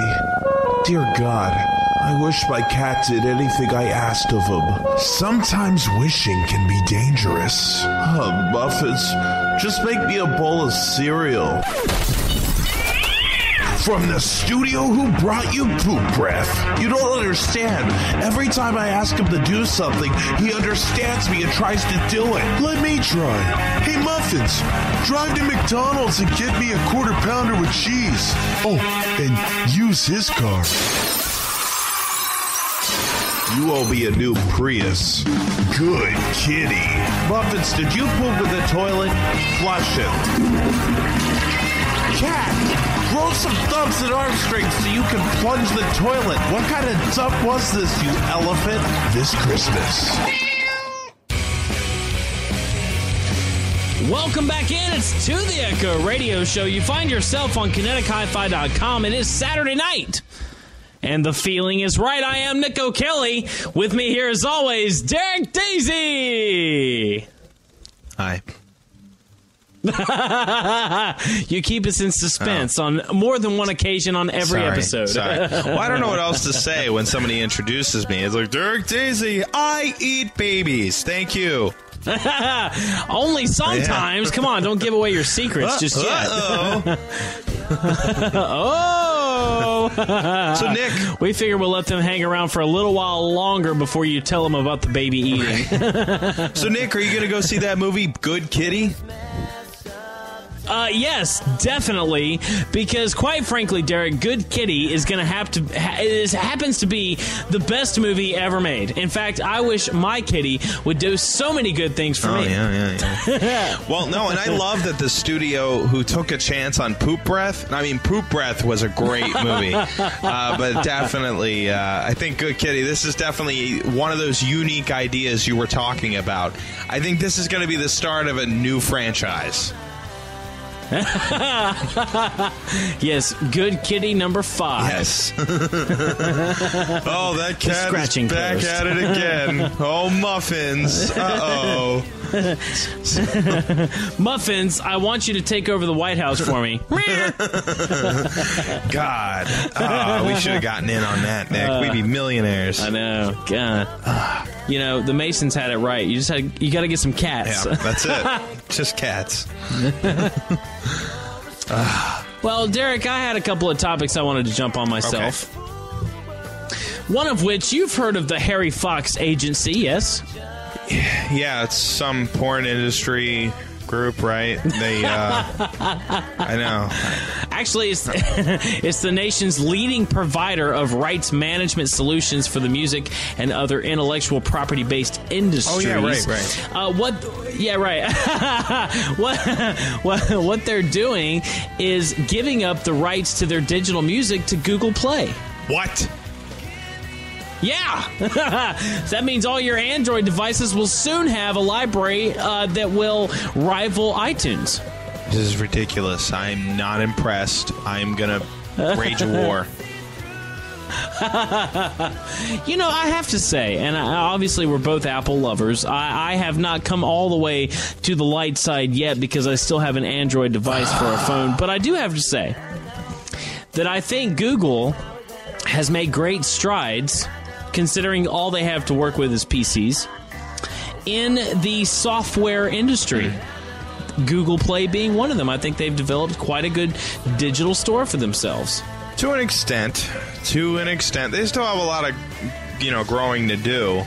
Obviously, it's not going to come overnight because Apple had a huge head start. But, yeah.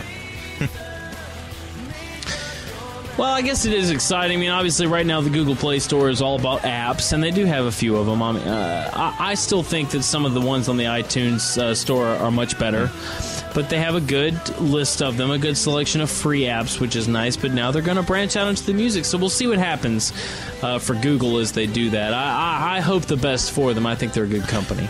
Yeah, I mean, they're definitely trying to push things forward. I mean, obviously, the only thing I think it sucks is they did just kind of rip off Apple's operating system. I mean, just straight up. And any strides they make is still an extension of what they ripped off.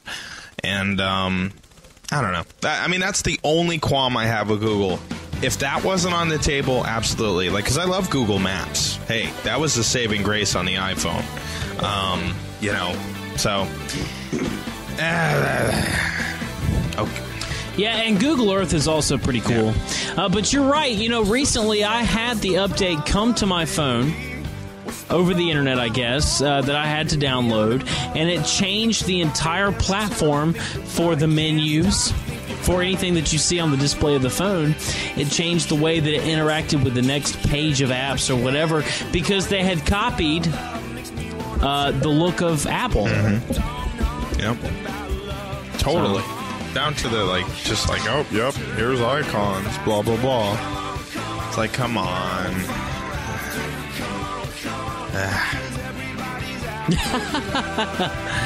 Hey, Derek, I had some news for you, though. Please. Now, of course, you're about to go to the UK. And you're doing so because the two of us, and you before me, but now the two of us have been working on a project known as Suburban Myth for quite some time. In fact, we're releasing the EP in the UK in February, yes? Well, there isn't an exact release date yet, so it's either going to be February, it might be pushed back to March. I guess it all depends when we get it. The whole point of it, though, is just to make sure we have enough promotion time. We don't want to just throw it out there and be like, okay, there it is. We want to make sure we're getting it on radio stations and, and getting a lead single, which will probably be River of Life, and really just push that until people are like, okay, I know what this is, and then I'll actually go out and get it. And for the listeners who don't realize, I mean, that's really what it's all about when you release an album or an EP. I mean, there's more that goes into the thought process behind the scenes rather than just, hey, we finished the album, let's put it out next week. There is a annual cycle for new music, for recruitment within A&R companies and record labels, just like anything else. It usually starts around the springtime. And the thing is, like, we've been done with this EP since November. Like, we rushed to get it out. Like, I was, we sure did. I was in such a, I was like, Nick, I need bass tracks. So I sent them over to Nick. Nick was sending them to me. I was mixing them, trying to hit a deadline, and then I sent them into mastering, and we got it. And then it was like, okay, well, we're not really able to do anything until January, and then it'll probably take some time from there. Like, okay. So, I mean, it's all a learning experience. Like, that was the one thing I wish I did with my album, my first one, or my only album, was that I just took a little bit more time to promote it and get it out instead of just like, okay, it's here. I got the CDs 2 weeks ago. Let's sell.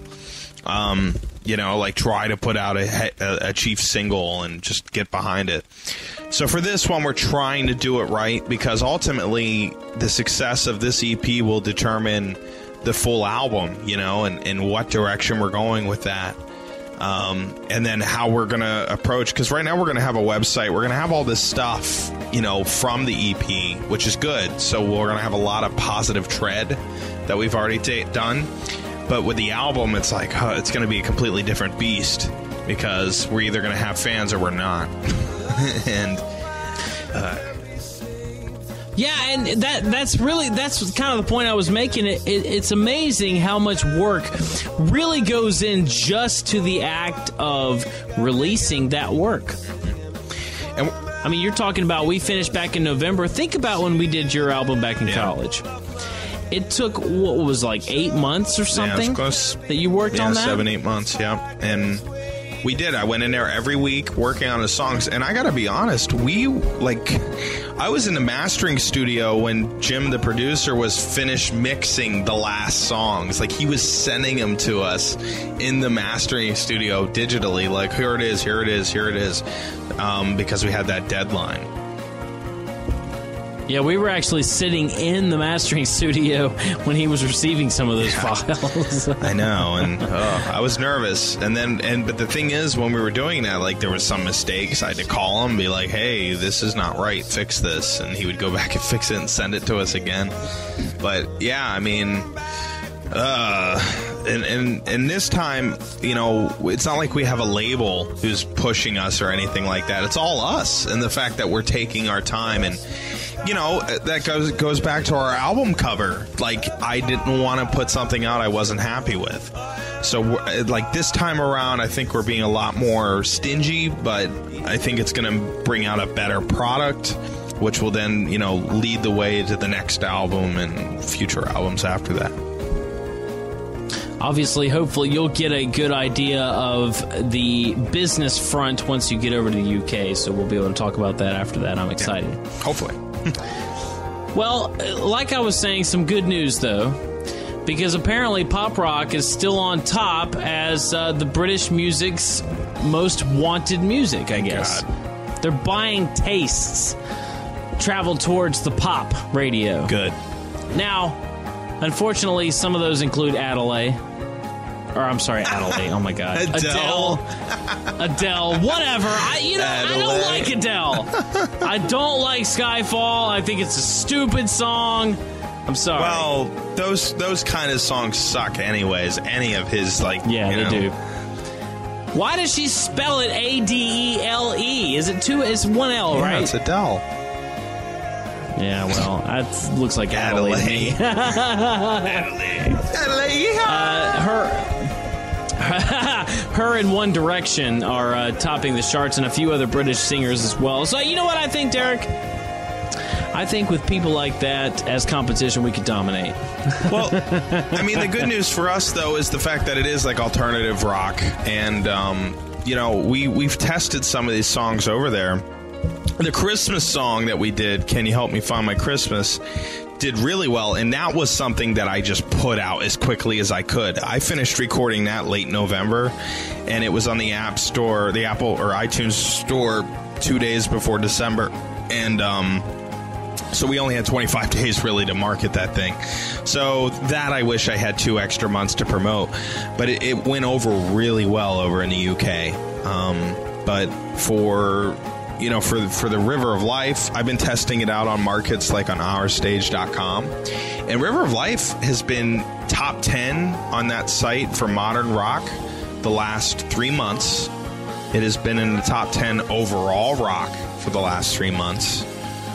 Yeah, really? Yeah, River of Life actually been doing really well. And the great thing is it's kind of like hidden in there. I haven't told anybody about it. I just see what real people think of it. Now, is this off of Django that you're talking about? No, ourstage.com. Oh, okay, Our Stage. Excellent. Yeah. Very cool. So, have we put it under the actual band's name yet? It's under Suburban Myth, yeah. But it's still under the cloud of my name because it's my account. So, like, I was 13th out of all the rock bands on that website. I was 13th for 4 weeks recently. Oh, wow. Yeah, so it's like I've been moving up the charts with that song especially. So that's promising, and hopefully that'll carry over well in the UK.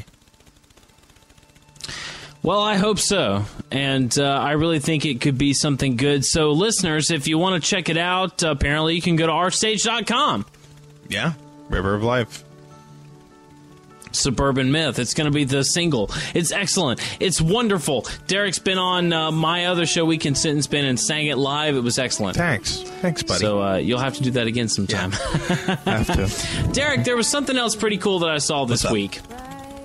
And I thought as a musician, as an artist, as a performer, that maybe you would be excited, perhaps, maybe just interested. I don't really know. Mm-hmm. But listen, there's a new app out. It's called Moozr. Moozar. Moozr Reward the Music app. Mm-hmm. Now, what this is, Derek, get excited. Okay. It's a unique direct-to-artist app that allows people to monetarily, quote-unquote, reward musicians wherever their content is enjoyed and shared online. What that means is, let's say you download this app, okay? It's called Moozr. Mm-hmm. And you subscribe to it with your music. You upload the music that you want to be heard. Perhaps you record some new live tracks just for the website. Mm-hmm. Anytime people hear or play that song online, they are then automatically, by the app, given a link to a website where they can then go and give you, Derek Daisy, a tip. Yeah, they can pay you if they like your music. It's about time. There's some other features on the artist page that they give you. A reward link for each track, your own music library, so that they can stream or purchase any of the songs that you want to put on there.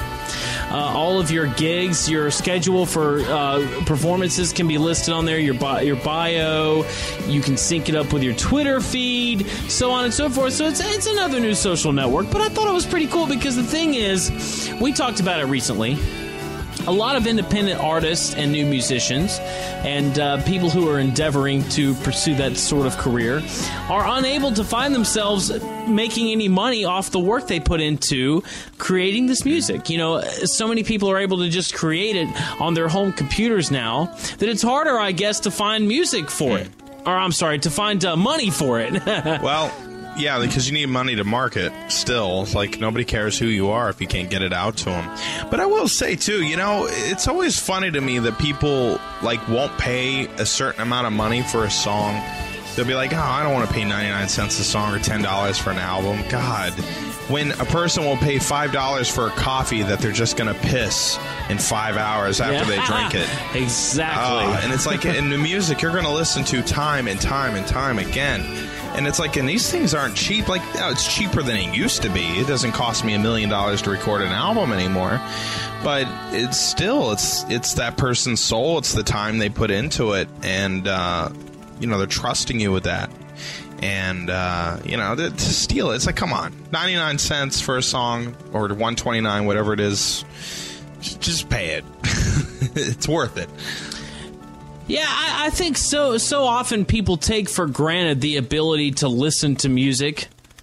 I mean, think about how easy it is to listen to anything at all that you want to hear. YouTube, you type it in, you can hear it immediately. That goes the same for TV and movies as well for the most part, but music especially is just so easy to access. And like we were speaking about earlier, you spent 8 months on your first album. We spent a good deal of time on Suburban Myth, and that was just making it into an album. I mean, some of the songs had been written prior to the recording. Yeah. Or they were recorded, and I came back to them. I'm like, oh, I can't put these on an album like this. I gotta re-approach this and try to make it better, and make sure I give it my all. For it to be put out. Because at the time I was doing it for the person, Phil, who writes the lyrics, I mean, I didn't know what he wanted them for. He was just, he paid me to write these songs. I was like, okay. So, I mean, in order to make it profitable for me, I can't put too many hours into it. But then when he approached me about doing a real thing, I'm like, okay, I'll go back. And I probably, just to mix it and add little things and then bring you into it, and had real bass tracks versus MIDI bass tracks. It's like it really did. Like, it just stepped out of the element that it was originally. I'm curious to hear what the original version sounds like now, because the new version sound a lot better.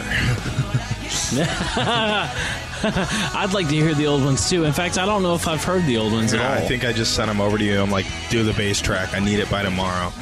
You're like, yeah, okay, much. Derek, okay. Yeah, but you cut out the bass, so I don't think I heard the completed version. Yeah, true. Yeah, well, all it was following my bass notes on the guitar. Yeah. Well, and that's what we say. It takes time to create that music. It takes time to write that music. Then it takes time to put it together and release it, and a lot of thought. And when you take it for granted, you really don't. They make jokes. Oh, well, Britney Spears shouldn't be so sad because she's got all this money. And South Park's making fun of all these bands that can't buy new airplanes because, whatever, because people downloading songs. Well, the thing is, that's their whole life. They don't work regular jobs.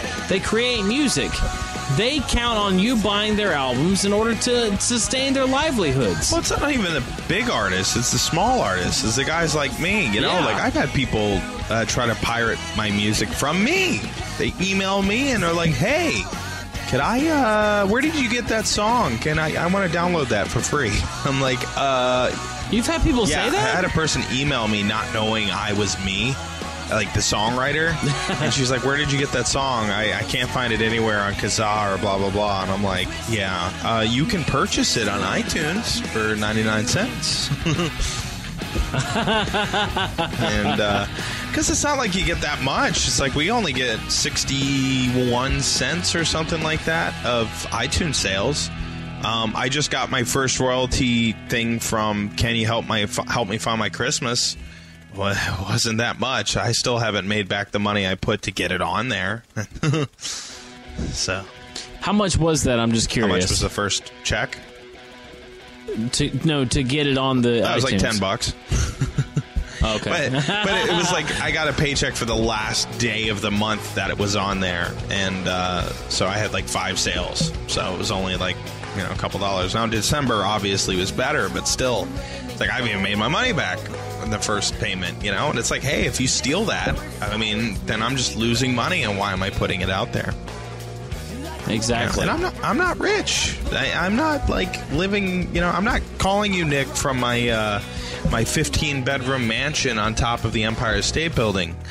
I'm Yes, no, you I'm are. not. I'm calling you from Chinatown, Brooklyn, and my one-bedroom apartment, and my wife. My tatai. This is a tatai. My wife is in the bedroom with the door closed, so she can't hear us, and that's where I am right now. So. Which, again, just continues to amaze me that we're able to do this at all. But it's a good point, and I think it's something that you should keep in mind when you're listening to music, especially songs that you really enjoy. Think about how much time it took them to create something that you would actually enjoy. I mean, you're picky. Mm-hmm. Who are you? Yeah. You're just a person with money. That's all you are to us. That's right. That's right, but you should check out Suburban Myth nonetheless whenever it finally comes out. And when we know, you'll be the first to know as well. You know, Nick, I wanted to vent on something. You know, all right. Go. Now, this might be a city thing, but okay. So I was sitting on the subway, and the door opens. You know, when we get to a stop, I'm sitting there, and a bunch of ugly people get on, ugly women and all that. Everybody's sitting there, you know, just doing minding their business. We stop again, door opens, a gorgeous woman walks in, and 3 guys get up to offer her their seat. I bet they do. But what is the goal? Is she supposed to, like... Oh, okay. Well, here, let me zip down your pants. We'll, blah, blah. I mean, what is the expecting to happen here? Like, oh, thank you so much. Here's my phone number. Here's where I live. Let's go get a drink sometime. I mean, one, because it's not even chivalry, because they didn't even move for the ugly women. Like, I'm paying attention, like, like, it's either chivalry or equal rights. What do you want? Like, that's me. I get up for elderly because they're old. That's it. I don't get up for anybody else. I don't care what you look like. You know, the pretty girl looks at me, smiles. I'm like, shut up. And then I go about my business. But I don't know. Ever the chivalrous guy. I'm not into that. What about you, Nick? I mean, what do you think is going to happen when you do that? Let me just say, I don't get up for anybody because I don't trust anybody. If I get up for you, how do I know you're not going to stab me in the stomach? True. You're not getting my seat because I don't want to give it to you, and that's my decision. Yeah. And it's every person's God-given right to look you in the eye and say, get to the back of the Absolutely. bus. I'm a man of equal rights, equal opportunity. I want women to get equal pay, have equal job rights as we do.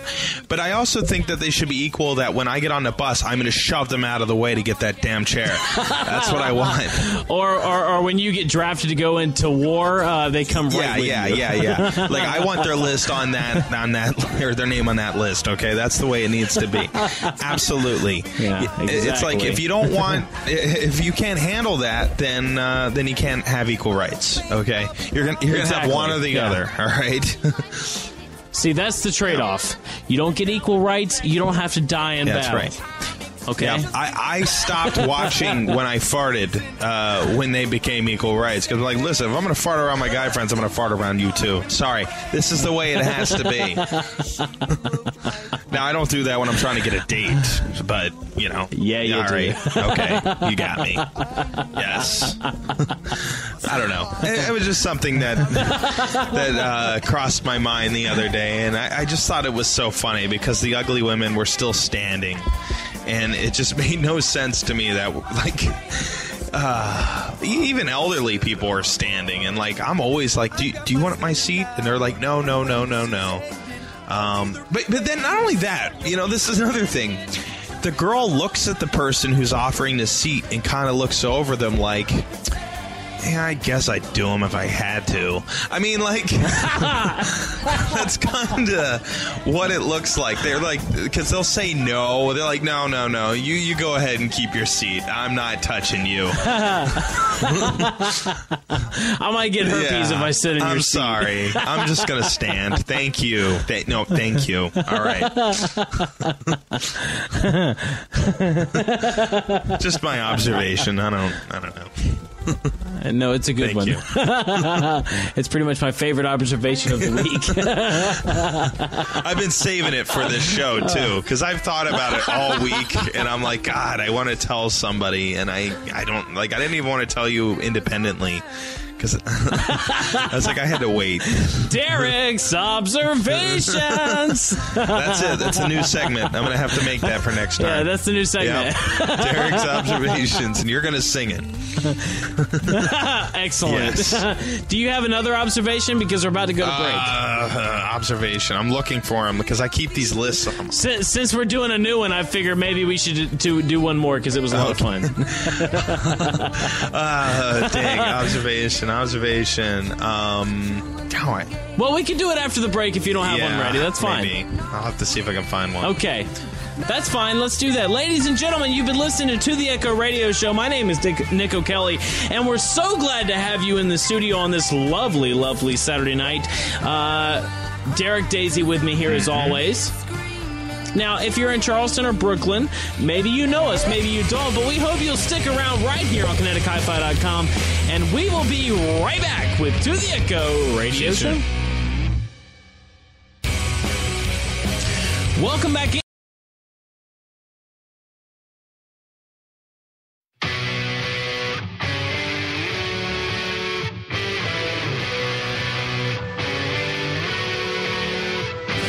Cruise control in my head, the shine down, ready to go. Miming out a cry for help, like an old mask maker show. My headlights lit a body, wasn't looking for a thumb. Her curves dancing in the rain, went way beyond the sun. Spirits are rising from cold waters, echoes of their lost soul cries. The sound of hell's lost daughters, spirits of the river alive.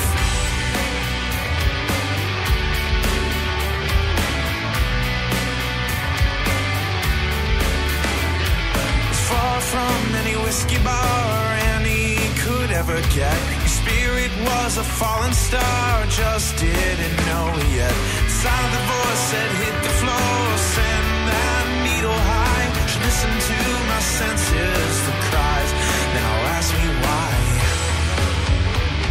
Spirits are rising from cold waters, echoes of their lost soul cries.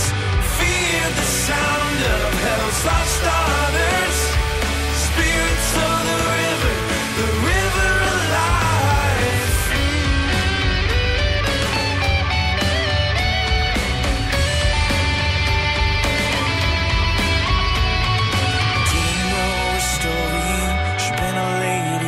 Divine, alive, taken on a cold dark night, long before a time. Annie now sees no end, a full moon raises her high. Magic thumb, a sweet revenge, a one hell ticket ride. Spirits are rising from cold waters, echoes of their lost soul cries. Fear the sound of hell's lost daughters, spirits of the river alive.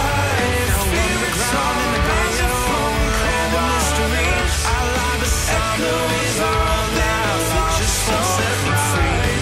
Spirits of sounds and in the rain, way beyond the sun.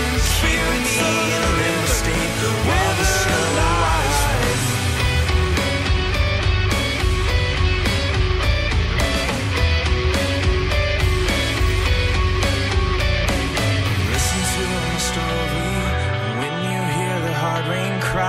It's my spirit rising from the river of my life.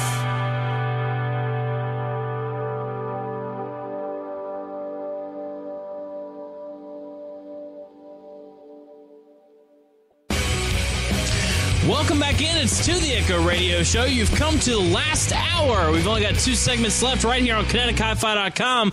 I am Nick O'Kelly. We're glad you're sticking around. Where here with me is Derek Daisy. I'm Derek Daisy. No special guest tonight, but that's because Derek's about to go to the UK, and we're sad to see him go. Next week, we're going to have a best of show, though, for you guys, so look forward to that. Yeah, it should be terrible. Because the best ofs to us are usually the underground information, like, the things that we think were funny, but nobody else in the world does. We're probably going to try to go for dead air. Exactly. Go for as much stuff that's garbage and just wasn't funny at all. I'll do my best to find those segments that were terrible. Thank you. Please. Especially with that god-awful Suggestions for the Mind. What a terrible segment. Just tie all those together. Oh, there's going to be one of those in there. I know. So we want to finish up Derek Daisy's observations. You know something I don't see every day? A white guy robbing a black guy. It's so true. It is true. And my theory of this is that I think white guys are just so insecure of robbing a black guy because black guys are just so good at doing it. They've been robbing people for years. It's ingrained in their DNA. But what I think it is it kind of makes me think of Jurassic Park with, the Velociraptor kind of hangs out in the distance, and when you think you got it in your eye path, there's actually one stalking you from the side. That's what's happening when, you're afraid you're going to rob this black guy, but then his two buddies are going to jump out of the bushes and be like, yo, what you doing? And then they're going to jump you and rob you, and you're end up going to get robbed. You're going to lose all your money. I think that's what it is. So that's okay. That's my observation this week.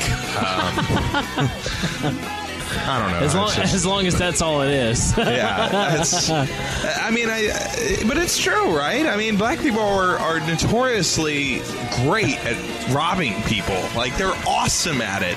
Actually, every time I hear something is stolen, I always say, what did he look like? Well, I don't have to answer that, but based on this segment, you can probably figure it out. It's nothing personal, okay? It's not racist. It's like, hey, some stereotypes just fit. It's okay. It works, Fried chicken, grape soda, stealing. Running fast. Yeah, running fast. I mean, that sounds like a recipe for a good thief. And that's Derek's observations. Have you ever seen the movie Tower Heist? No. That's also on Netflix. That's an excellent movie. The whole thing is that they want to go back and steal their pension that has been stolen from them, which happens to be located in this tower, and they do that by hiring a black guy that is Eddie Murphy, of course, and he's a thief. That's not stereotypical at all.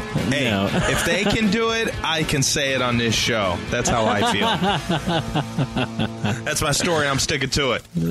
It was a good story. Thank you. I like it a lot. Yeah. Now, we're just going to have to work on getting you an official theme music for that song for my... Yeah. Well, we'll have to work on that in a couple weeks. We'll work on it.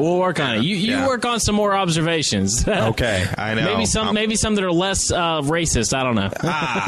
I know. Tonight was all about being sexist and racist. So we'll see what I can do next week. See if I can really turn the tables.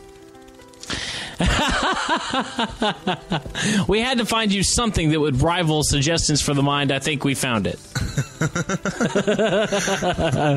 And it doesn't mean I have to do it every week because I'm not that observant. But one day.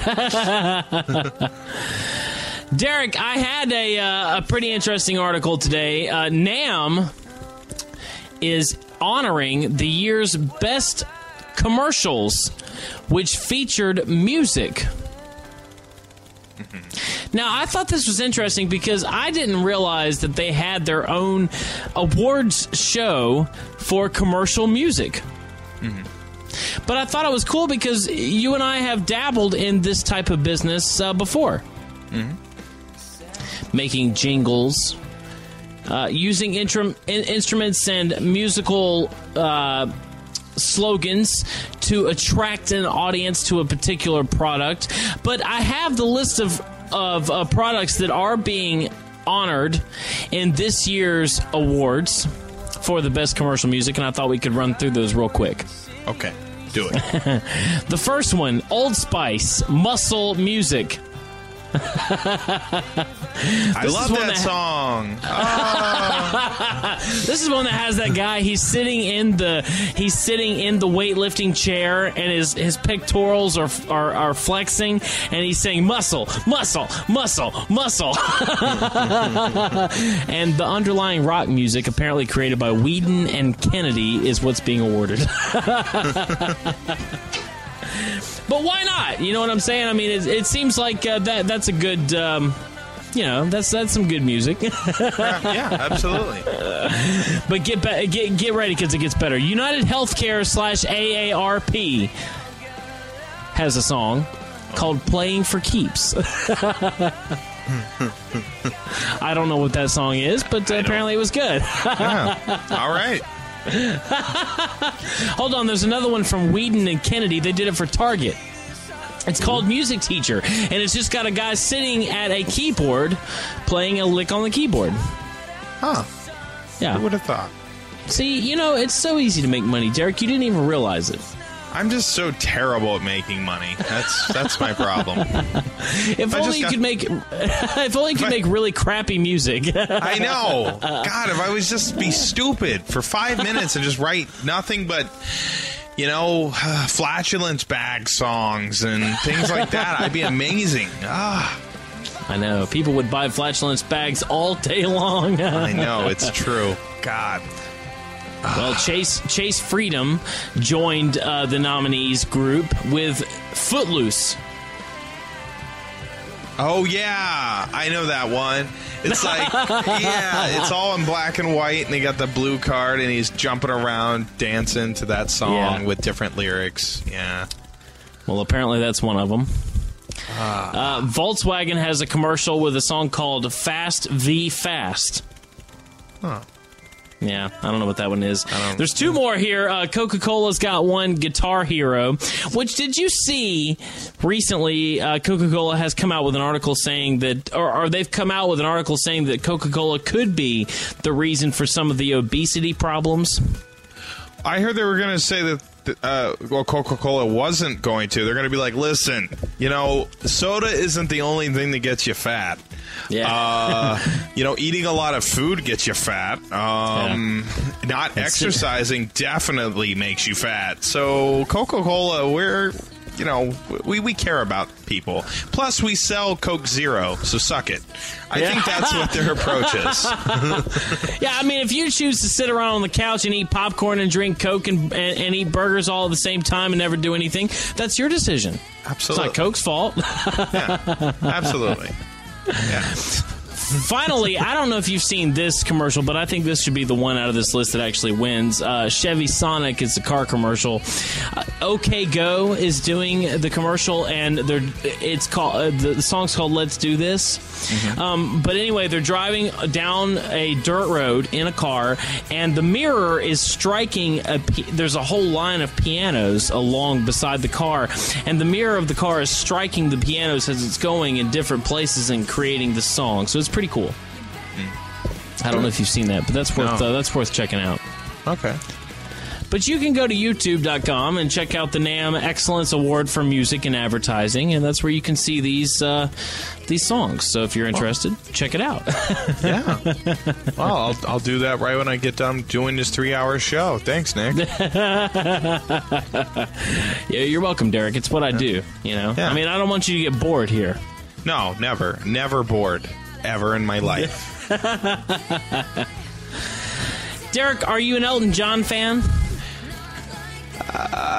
There's some songs that I like a lot. Yeah, I mean, for the most part. Did you know that Elton John, I'm sure you did, is gay? No. Not Elton John. He is. It's the truth. He did that tour with Billy Joel.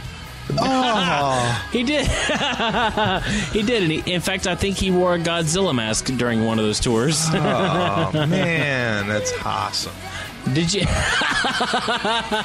Did you ever see that video on YouTube of him and Billy Joel playing together, and he walks out with a Godzilla mask? It Yes. was in Japan. You showed it to me, actually, in college. That's fantastic. Yes.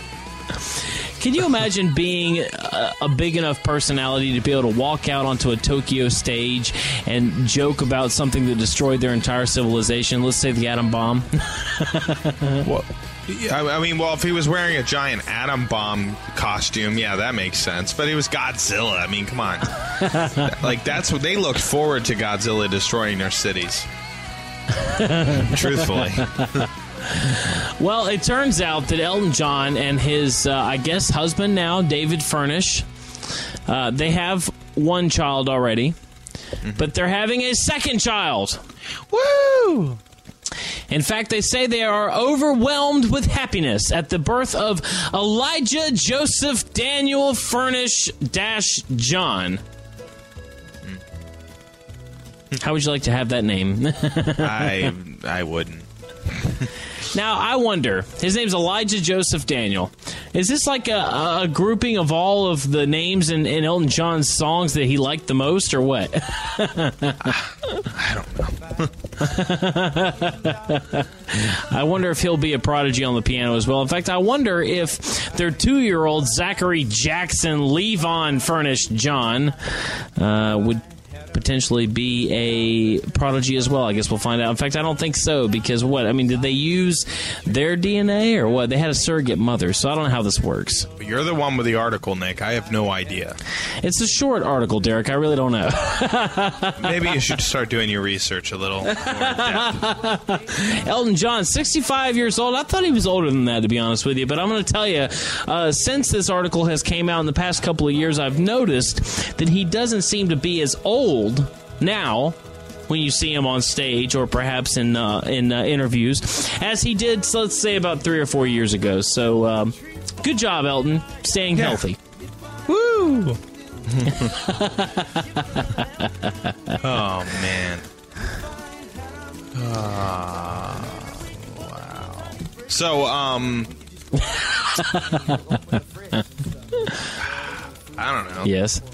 I don't know. Just I don't either. Are you getting pretty excited? Are you packed and ready for the UK? I'm not. I'm excited. I just don't have anything packed yet. I got to do laundry tomorrow. That's what I always say. Yeah. But I do laundry. That's the difference. I do it every Thursday. You actually do it. Yeah. Well, I have to because You go to the laundromat, right? Yeah, I have to walk 2 blocks. Now, what's that like? Let me ask you, could you drop your laundry off if you wanted to? I could. It's a few dollars a pound, and my laundry's heavy enough to where it would cost me like 3 times the amount of money it cost me to just do it myself. Oh. Yeah. And What do you do when you're hanging out in the laundromat? Do you read, or what do you normally do? Yeah, I'll either read or get on the iPhone or iPad and just do something. But usually, though, lately I've just been turning around and coming home because those things are locked for a certain amount of time. You can't open them, so I go up to my apartment and do whatever for a half hour, come back, put it in the dryer, and leave again, and it's been pretty good. But how long does it take to, it was probably like 25, 30 minutes to do a load in the wash? It's 32 minutes to wash, 64 minutes to dry. 64 minutes? Holy crap. Well, I put it on for 64 minutes because I don't want to come back any earlier than an hour. So you're just lazy. Yeah, it's 5:50, so... I never thought that I would appreciate a washer and dryer more than when I moved out on my own and did not have one for the first few months. I know. I wish I had one right here because it wouldn't be a big deal. God, I wish we just don't have the room. When I get a house, that'll be one of the first things we get, though. Big time. How long does it take you to walk to the laundromat from your apartment? Oh, about 2.5, 3 minutes. Depending on lights. Depending on lights, yeah. Oh, okay. See, I just can't. I just can't appreciate the troubles of living in a big city. Because I haven't done it, and I see these things on Seinfeld, and I think, I want that to be a part of my real life, and I'm just so jealous that you get to experience something as simple as the laundromat. You take that for granted, like I say, but you go to a big city like that, and you don't have room, you don't have the money because it's so expensive, and you have to make use of public services such as that. It's just such a different world. I agree. And, maybe I'd be able to move into a bigger place if my student loans were under control. So please, please, if you're going to make a donation, please definitely donate to our cause. The students, or the suffering, I forget the thing. Hold on. I got it right here. The Struggling College Student Association, the SCSA. For as little as $500 a month, you can help buy me a bigger apartment by helping me pay off my student loans. That's essentially how that all works. Well, that is another thing, too. Like, I've always wanted to just go on a subway and just stand up and be like, listen, I pay my bills, I have a place to live, I have food, I don't buy drugs, I don't do things irresponsibly. I just need help paying for student loans because you guys told me I was going to get a better job because of going to college. And so if any of you could just give me money to help pay that bill, that'd be great. I think that's a better sell than walking around. Like, there's one guy that goes, I see him like once a month on the same train. I don't sing songs, I don't dance. I'm just a man without a home who's looking for some money to get some food. Even if you have food on you, you can give me food, you can give me money, blah, blah, blah. And I'm just like, God, he has the exact same speech every time. And I give him money once. Since then, I'm like, eat me. I have $81,000 in debt. I was going to ask if you normally give to any of the beggars in the town. After the first week in New York City, I stopped. And now I, even when they get in my face, like, you gotta give me money, I'm like, I'm going to punch you in the face if you don't back off. Because it's like, dude, I got bills and I got problems too. I'm sorry that you had a drug problem. Because these guys clearly have drug problems. Clearly. There's no denying it. These people put themselves in this situation. These aren't homeless people that, just recently lost their jobs and lost their homes, and they're just trying to figure a way to make it. Like, these people have been living this lifestyle for years. Like, where I work, people come in the middle of the night. The same homeless people every night. And I think what it is they go into the same routine. And once they get used to that routine, that is life. And they have no problems with it. So, they'll go sleep at Central Park for a few hours. Then they're going to come over to the store, and they're going to, hang out overnight and browse the internet or whatever. And then they're going to go out and beg for money for a few hours. And they're going to go to McDonald's and get something off the dollar menu. And then they're going to go poop and whatever it is that they do, and then they go back to sleep. It's just the same cycle because that's the only thing they can own and control. It reminds me of, did you see the story a few months ago where I think it was in New York, a cop was giving a pair of shoes to a homeless guy, and the whole thing went viral? Oh, yeah. It turned out that guy had an apartment. I thought I didn't know he had an apartment. I thought he was homeless. He chose to be. Like, he had family members that offered to help him and all that stuff, and he's like, nope, this is how I live. Exactly. That's what I thought I had read, that he actually had an apartment somewhere, or maybe some housing that was his that someone had just given to him or whatever. I don't know, but there was something like that going on. He didn't have to sleep on the streets was the idea, but he chose to. Yeah. Yeah, that's the sad part of it, is some of these people that's just their job. Like, I mean, you got to think. You go into a subway, and even if you do sing a song, and you walk around and you get $1 a train, and you do that, a few times an hour, I mean, you can make anywhere from $7 to $20 an hour. I mean, you could get paid pretty well. Which really makes you often hear stories like that, Like when you see, let's say, for example, a person that's standing on one of the intersections on a corner collecting money, selling newspapers, whatever, you often hear the stories that those people make, a couple $1,000s a week or whatever it is. And it almost makes you sad that you have a job. Yeah. Like, man, I wish I was homeless. No. Or appeared to be anyways. Yeah, no. Yeah, it's true. And it is sad. I mean, for some people... it is what it is, but there's just so many in the city. It's the same people. It's like, I've lived here 2 years, and I still see the same people on the corner, at the same corners on the same days. I feel like, because there's a thing called Mooney, which is like musicians under New York City. And it's like musicians who go play, and they're allowed to, accept donations and all that in the subway. But I feel like there's got to have, like, Hooney, homeless under New York City, where they're like, okay, so on Friday I need you on the corner of a Guitar Center, and you'll be expected, you'll be there for about 3 hours, take whatever money you can, then you're going to move yourself over to Barclays Center, and you're going to try to get your money there.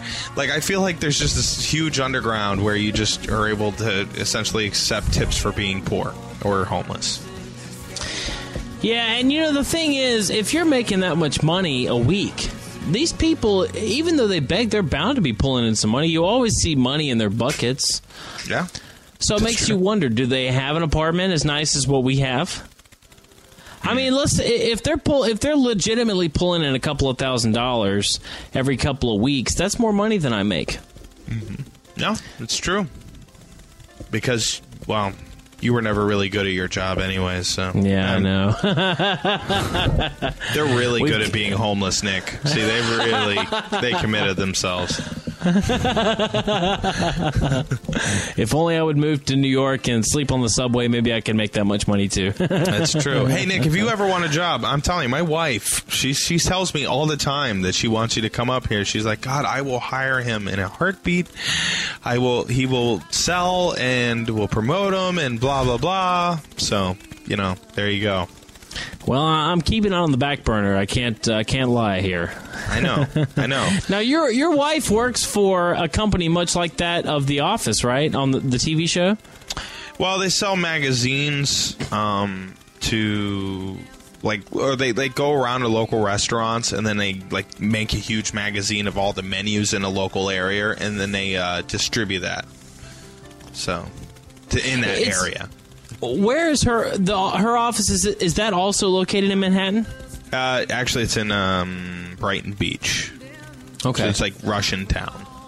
Okay. Well, it's still pretty cool though that you guys get to go work in such major parts of the city every day. Well, I do. I work right across the street from the Plaza Hotel and right on the corner of Central Park. I can see... I'm about 20 blocks from, the Empire State Building. Get to see all that stuff all the time. Yeah, it's pretty nice. It's fun. Are you at all... have you happened to stumble into the Plaza Hotel and noticed that Tim Curry was working the front desk? No, I've never been inside, but I definitely recognize it from the front, and it's pretty neat. Like, I say that all the time. I'm like, Home Alone 2, Lost in New York, it's so awesome. I want to get a talk boy so bad and go take a picture in front of the Plaza Hotel holding the talk boy. I used to have one of those as a kid. That was awesome. I know. My dad got it for me. It was like $30. He was like, Jesus Christ, that's so much money. Because $30 back then was like $500, like when we were kids. Like, we could get Reese cups, 2 Reese cups for 50 cents, and now you got to pay $1 for that. It's like $1.50 for a king size. Money. It's terrible. But such a good movie. Real quick, before we get to the break, name your favorite movie toy as a child. Go. Movie toy. Probably Darth Vader helmet. With voice changer. That's a good one. Yeah. Oh, with the voice changer? With the voice changer. Yeah. Jealous. Yeah. You know when I bought that? I bought that on my junior year trip to Atlanta band trip in high school. It was right before, senior year. Sorry, Revenge of the Sith was coming out. And I bought that helmet, and I was just wearing it everywhere on the bus. Every year, I picked up a weirder toy. When we went to Disney World, I got this Chinese puppet, and it was like this old man. His name was Mr. Fooling You, and and I would just sit there and move his mouth and move his hand, and people would talk to him like he was a real person. Hello, my name is Mr. Fooling You, and and people like would just look at him, and it didn't matter if I was talking; they were talking to him. I always thought that was funny. What about you? What was your favorite toy? My favorite toy, I think, was the Ghostbusters get-up that included the ghost trap. Ah, yeah. The thing, I just didn't get into Ghostbusters as much as a kid. I was like into Batman and Power Rangers and all that. Ghostbusters was okay, but I like Teenage Mutant Ninja Turtles better. Yes, I love the Ninja Turtles.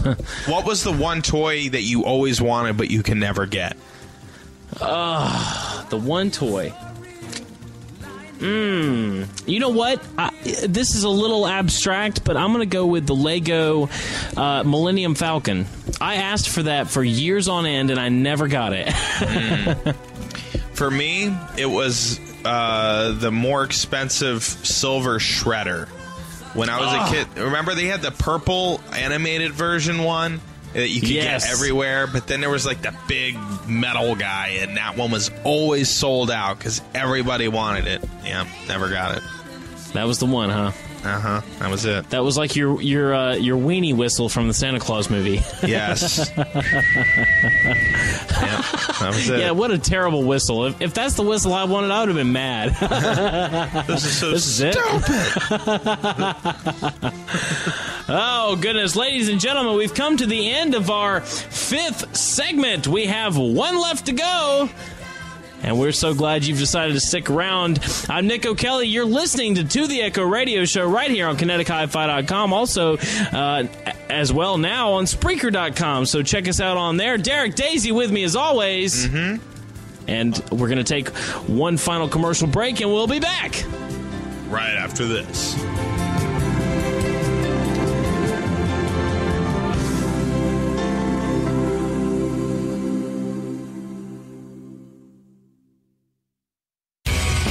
Welcome back to the Echo Radio Show. Now it's time for To the Echo Theater and Nick's story time. Hi, kids! Aren't you glad to be back in the library? It's Nick O'Kelly. I've picked a wonderful story for you kids today. It's actually called Little Mary and the Wolf. Yes, many fairy tales have wolves in them.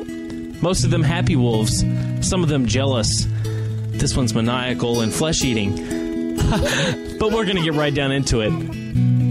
Once upon a time, there was a little girl named Little Mary, and she was very little.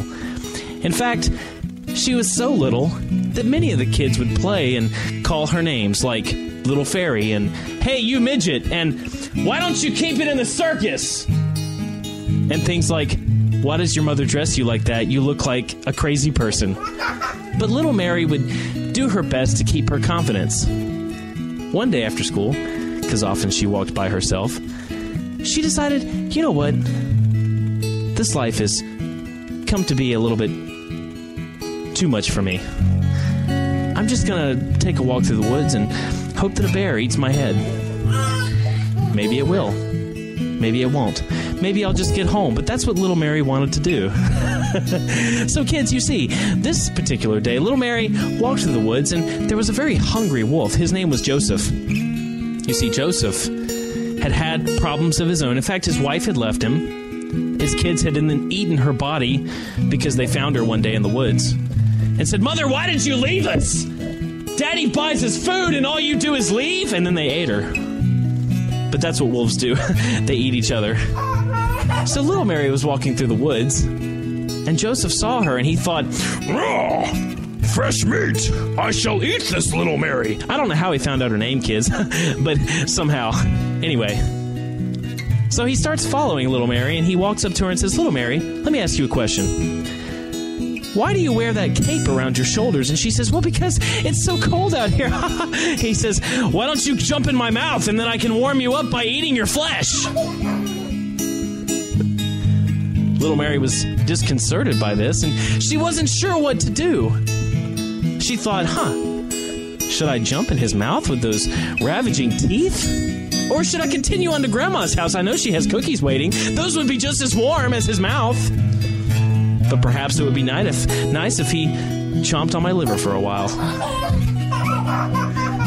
So Joseph said, please, Mary, let me warm you to your very core. Little Mary said, no, it's okay. I have plans, you see, Joseph. I don't know how she got his name either, but somehow the interaction happened. The two of them. Maybe they fell in love one day, but we'll get there. Mary says, no, Joseph. I'm going to go on to Grandma's house, for you see, I'm heavy laden with child. If you were to eat me, Joseph, you would also eat my son, who happens to be the savior of the world. But we'll get there, too. So they continue on.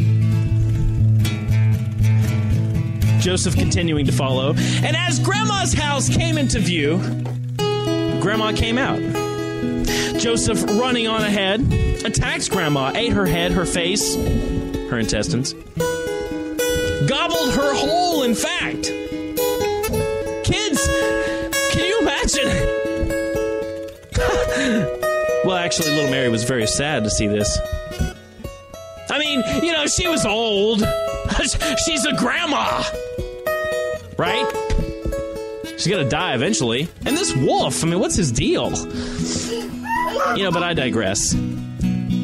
So little Mary comes up to the house, unbeknownst at the time that the wolf has eaten her wonderful grandmother already. And he's in fact dressed himself like a transvestite in her clothes. What is going on with this wolf? I swear.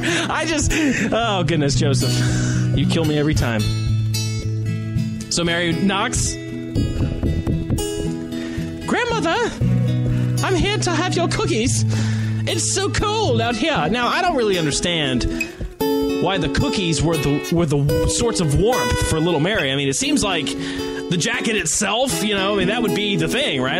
That would be what would warm her. No. The cookies, you see. Maybe it's because they were made with love. Unfortunately, the love had died with grandmother after she was eaten by the wolf, who's now in grandmother's bed in her clothing. Saying, you see, little Mary, I've made you cookies, but you're going to have to come get them from my bed. This is getting a little erotic. But little Mary does it anyway. Bustling young woman, 17, 18 years old maybe, little Mary. I tell you, kids, it's really a sight to see her. That red cloak. Oh, man. Boots. Oh, yeah. Dick, I don't think that's really appropriate. Derek, listen. Just let me finish, okay? Little Mary has a lot of exploits, Derek. Don't you understand? These kids need to know what's going on. They're in suspense. Yeah. I don't want to get another note from their parents, telling us that you have said inappropriate things.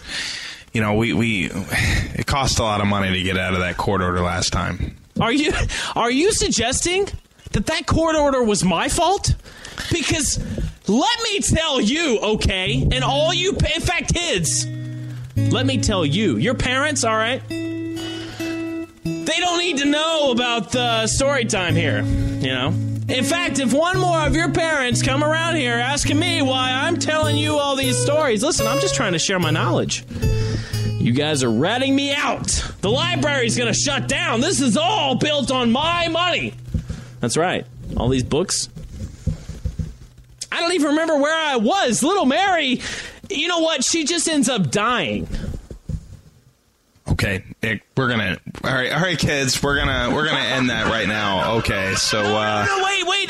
Okay, fine. No, okay, you know what? Fine. Get out of here. Yeah. Always tired of being seen as the geeky kid. What can I do to get girls to like me? Here, Steve, I got this new product called Axe Body Spray. Well, okay, I guess I could give that a try. Ooh, I feel mysteriously manly. Axe Body Spray. It makes you sexy. Oh, Muffins, I wish you really understood me. Dear God, I wish my cat did anything I asked of him. Sometimes wishing can be dangerous. Oh, Muffins, just make me a bowl of cereal. From the studio who brought you poop breath. You don't understand. Every time I ask him to do something, he understands me and tries to do it. Let me try. Hey, Muffins, drive to McDonald's and get me a quarter pounder with cheese. Oh, and use his car. You owe me a new Prius. Good kitty. Muffins, did you poop in the toilet? Flush it. Cat, grow some thumbs and arm strings so you can plunge the toilet. What kind of dump was this, you elephant? This Christmas. This has been To the Echo Theater and Nick's story time. Yeah, till next time. Why are we allowed to get away with this stuff on this show, Derek? I don't know. I'm waiting for them to be like, nope, we're not doing it. We're not doing it this time. We do it like South Park. Yeah, they get it right before. When we did our movie idea, I remember I showed one of the professors a song that I was planning on putting in the film, and it was really bad. And he was so mad. He's like, I want to see everything that you've done on this project. So I bring him the script, and I'm like, if you guys tell me I can't do this, then you can fail me, and I'm going to do it anyway. So I don't care, because I've invested too much for you guys to censor me. The funny thing was, the song they were offended by was the opening song, wasn't it? Yeah. One that the producers did, Jim and Alan did for us. Oh, that's right. I forgot about that one. In a perfect world, I would suck the of an Irishman. Hey, it's a fantastic song. It was indeed. Ladies and gentlemen, I have never stepped foot into a library with the intentions of telling a fairy tale of gruesome nature to children, just so you know. Yeah, I don't believe you. Only slightly. That's why Nick doesn't have children. I think that's why his wife really left him. She's like, I just don't think he's gonna be ready for kids. No, Derek, that's why I don't have a library card. Yeah. Well, also because you never return your books on time. God, your bill's probably $100,000. You know, I actually got an email about that last week. What? By the way, Nicholas O'Kelly, you seem to be having checked out, Orson Scott Card's book, Douchebag, about 3 years ago. Where is it? Yeah. And what did you say? I didn't respond. Yeah, you're just going to keep ignoring it until they decide to write that book off. Well, they need to figure out the Netflix system. After I've had it for 2 months, they charge me. It's called Amazon Kindle. That's one way of doing it. Ladies and gentlemen, we've decided to start doing some skits on this show. I mean, it's Saturday night after all. Yes. We figure you're watching Saturday Night Live. Why shouldn't you be listening to the Echo? And one of the things that we would like to tempt you with is the sexy, sultry sounds of Derek Daisy and the Singing News. Right now on To the Echo. This is a song about Ellen Page. Ellen Page has a stalker who threatened on a lie to kill her. And now the courts are striking back at the man A judge ordered the man, Joshua Michael Myers, to stay away from Ellen Page and not contact her in any way for 3 years. Action against Ellen Page's stalker came after he posted messages about her on Twitter. Things like, I'm gonna murder Ellen Page, she's dead. Another tweet resurfaced her relationship with her co-star from the East. Ellen Page, if you continue to date Alexander, I will kill you in public. And then next year, be it in a club, in a restaurant, or when you're signing autographs. This caused the Los Angeles Police Department to start an investigation about the threats, sending the information to the microblogging site Twitter to get more information about the account that sent the threatening messages. Using that information, they found a trail that led them to Myers, TMZ reported. They also found that he may have made a threatening phone call or two to the Juno actress from TMZ.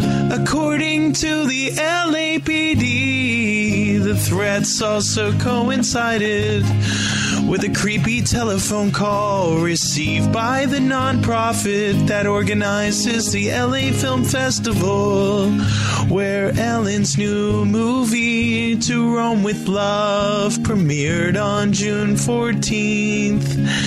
The LAPD claims the caller promised to go to the festival and kill Paige. Thank you. Somehow that's one of the greatest news stories I've ever heard in my entire life. Thank you. Appreciate it. Oh, God. Are you a fan of Ellen Page? Well, no. I mean, like, I've seen her in a couple movies. That was probably the least offensive thing I could find online to sing about today. So we'll see what happens over the next couple weeks, you know, and hopefully I'll get some better ones. Hopefully there's some better news. Are you kidding me? That was awesome. Thank you. I appreciate that. I wish we had stalkers on this show that we could sing about. You know, Ellen Page, stalker, did you know that you've been made famous by Derek Daisy now? His voice has touched your presence. You're golden. Congratulations. Yeah, we're going to give you the To The Echo Radio Award right now. For Best Stalker. Congratulations. Pick up your award. Feel free to stalk us at Spreaker.com and KineticHiFi.com. Yeah, also on Facebook.com/To The Echo Radio Show and Twitter.com / at To The Echo Radio. Yeah. We got to tweet more, and we got to really do. Yeah, like I tried, but nobody's listening. So we gotta find some followers. We gotta tweet our way to the top so people care what we say. I'm gonna have to be honest. I don't know how Twitter works. You just say little stuff, and you put hashtags, and you follow people, and you put them in your. When you talk, like you always want to reference somebody, because if you reference somebody, then everybody who follows that person may see that reference, and who knows, they may retweet you, and if they retweet you, then you might get 50,000 people to add you because you're retweeted. It's a pretty significant social networking site. Now, do you reference people like you were saying by hashtagging? Is that how you do it? No, you just put @ in their screen name. Oh. And then hashtagging, you would generally, you would put something like farts are fun, and then everybody who puts farts are fun as a hashtag, it would like grow popular, and before you know it, it's like farts are fun is the #1 trending topic today on Twitter. I mean, that's how it goes. But what if nobody puts the same hashtag? Well, then it's not popular, nobody cares. Oh, okay. I see people do it all the time. They put the weirdest, hardest to come by hashtags. I'm like, nobody. Like, celebrities do that all the time. I'm like, God, you're dumb. Nobody's gonna do that. Oh, God. So celebrities out there, if you would go ahead and tweet some more dumb hashtags, then we could sing some more singing news about them. Yeah, absolutely. Oh, man. But yeah, so that was that. So, Derek, you are Yes. preparing yourself to fly out of here. You're going to catch a jet plane to another part of the world. Jet I'm lag. leaving on a jet plane. I think right. I'm gonna go get on with Nick's ex-girlfriend. Big old jet airliner. Yep, business class. Now, what day do you leave? Monday night. I leave at 9:15. Oh, really? So you'll get there Tuesday morning, probably, 10 a.m. or something? 9 a.m. Okay. Yep. Okay, so 10 hours. It's about a 7-hour flight, though. Like, remember, time goes backwards. Right. So, or wait, or does it go? No, it goes forward. Sorry, excuse me. It goes forward. Whatever. Yeah. It does something. We know that. Yeah, no, absolutely. But Nick, I had a question. I don't like to talk about celebrities per se. I really try to stay clear of that. But there was one thing that really struck me odd. Jennifer Lopez, okay? She's dating this 25-year-old. Oh, wow. She's 42. And she says in there, I asked him, why don't you go find a young girlfriend, and get out of here? What do you want to do with me? How long is this going to be? You think, okay, in 10 years, I'm going to be like this. You're going to be like that. Men at that age they think all different things. I mean, what do you think about that? I mean, the age difference there with like a celebrity like that, where it's like it's clearly attention, man. It's like she's having her midlife crisis, and that guy's trying to just get it on with Jennifer Lopez. Well, if you'll remember correctly, whenever we started college, I was actually a psychology major. Yes. And there is actually any psychology class you take that's a general psych or an adult psychology class that's not focused on children or whatever will inevitably have an entire section, an entire unit probably, completely devoted to celebrity or fake marriages / relationships, and how those relationships are built on nothing but lust and emotion, which you have to think that these people are completely self-centered, right? Mm-hmm. So they want to hear more about themselves. Maybe they're not in the news as much as they would prefer to be. So they come up with the next best thing that they can think of, and that's to get into some kind of strange relationship, usually with somebody either a lot younger than them, another A-list celebrity, or maybe a C-list celebrity that people will want to talk about. It kind of gets on my nerves, to be honest with you. After a while, it's kind of like, all right, whatever. I just. Jennifer Lopez, I thought she was married. She was to Mark Anthony. They recently got divorced again. Oh. Remember, she was with him, then she went with what's his name? Blah blah blah blah blah blah blah blah, Ben Affleck, and then she went back to Mark Anthony. Who is Mark Anthony anyway? He's a singer, right? He had one big song, and I need to know. It's so lame. And all you Spreaker listeners, or excuse me, To the Echo listeners, our show is officially on iTunes. You can download it on podcasts. So, can you really? Yeah, every week. Every time we put a show up, you can download it and listen to it on iTunes through your iPhone or iPod Touch or iPad. Tell me how to find it on iTunes. If I was to open iTunes on my computer, what would I do? Type To the Echo Radio Show. You'll see our logo, and you'll see it right there. It'll say To the Echo Radio Show, Spreaker, and then it says Derek Daisy. But there it is. I just found it. How amazing. So cool. Yes. So very cool. We are reaching the world as quickly as we can and doing it by storm, if at all possible. Mm-hmm. It's To the Echo Radio Show, and it's what we bring to you every week. Yep. We're so glad that you guys have decided to join us for these past few episodes. You know, Derek, this is our 5th episode. It is, and I'm proud of that. You know. I am too. I'll be honest. Like I've said in the past, we've done this show for a while. It's been on YouTube as a cartoon. We did it as an unheard radio show back in college when we were first introduced to our project studio. Right. There at college, we started recording it. Did some things that would probably not be appropriate any longer on radio. Oh, my God. Especially with the recent events. Yes. Oh, terrible. I'm so glad those never saw the light of day. But now we have a real platform, real listeners, and a real radio station. We're so happy to be so.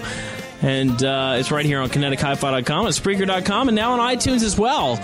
So you need to tell your friends, tell your mom, tell your sister, and then go buy a flatulence bag and fart in her mouth. and pay our college debts, and make sure you go see the movie at Christmas, Good Kitty. Yes. Really looks to be promising. It's very really excited about it. Fantastic. Yeah, can't wait. Yeah. Robert De Niro. Yeah. Will Ferrell. Yeah. Who would have thought? Yeah, and Gene Hackman.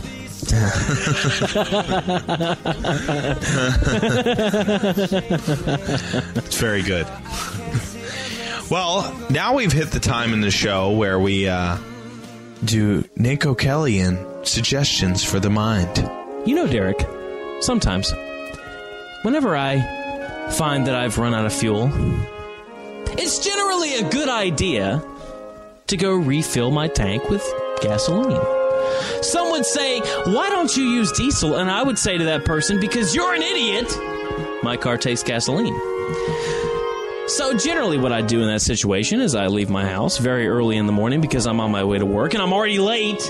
You know, it's not like I didn't know that I needed gas the day before, but I decided to wait till before work so that I could go in work and yell at everybody about how late I am. It's what I do. But you know, Derek, oftentimes when I go to these gas stations, something happens that just burns me up inside to a degree that I can not possibly describe in this one radio show. And what that is that it seems like right when it's time for me to go in the store, there's about 35 people lining up in the cash register right in front of me. It's like the Truman Show. It's like they knew I was coming. It's like there's nobody there, and then there's all these people there, and I have to wait for 3 hours just to pay for gas. What's the price of gas these days? $3.21? You've got to be kidding me. But that's what happens. And maybe all I wanted was a freaking Mountain Dew. Maybe you people could wait and get your gas at a different gas station. That's my suggestion for the week. This is Nick O'Kelly's Suggestions for the Mind. Stop using my gas station! Thanks, Derek.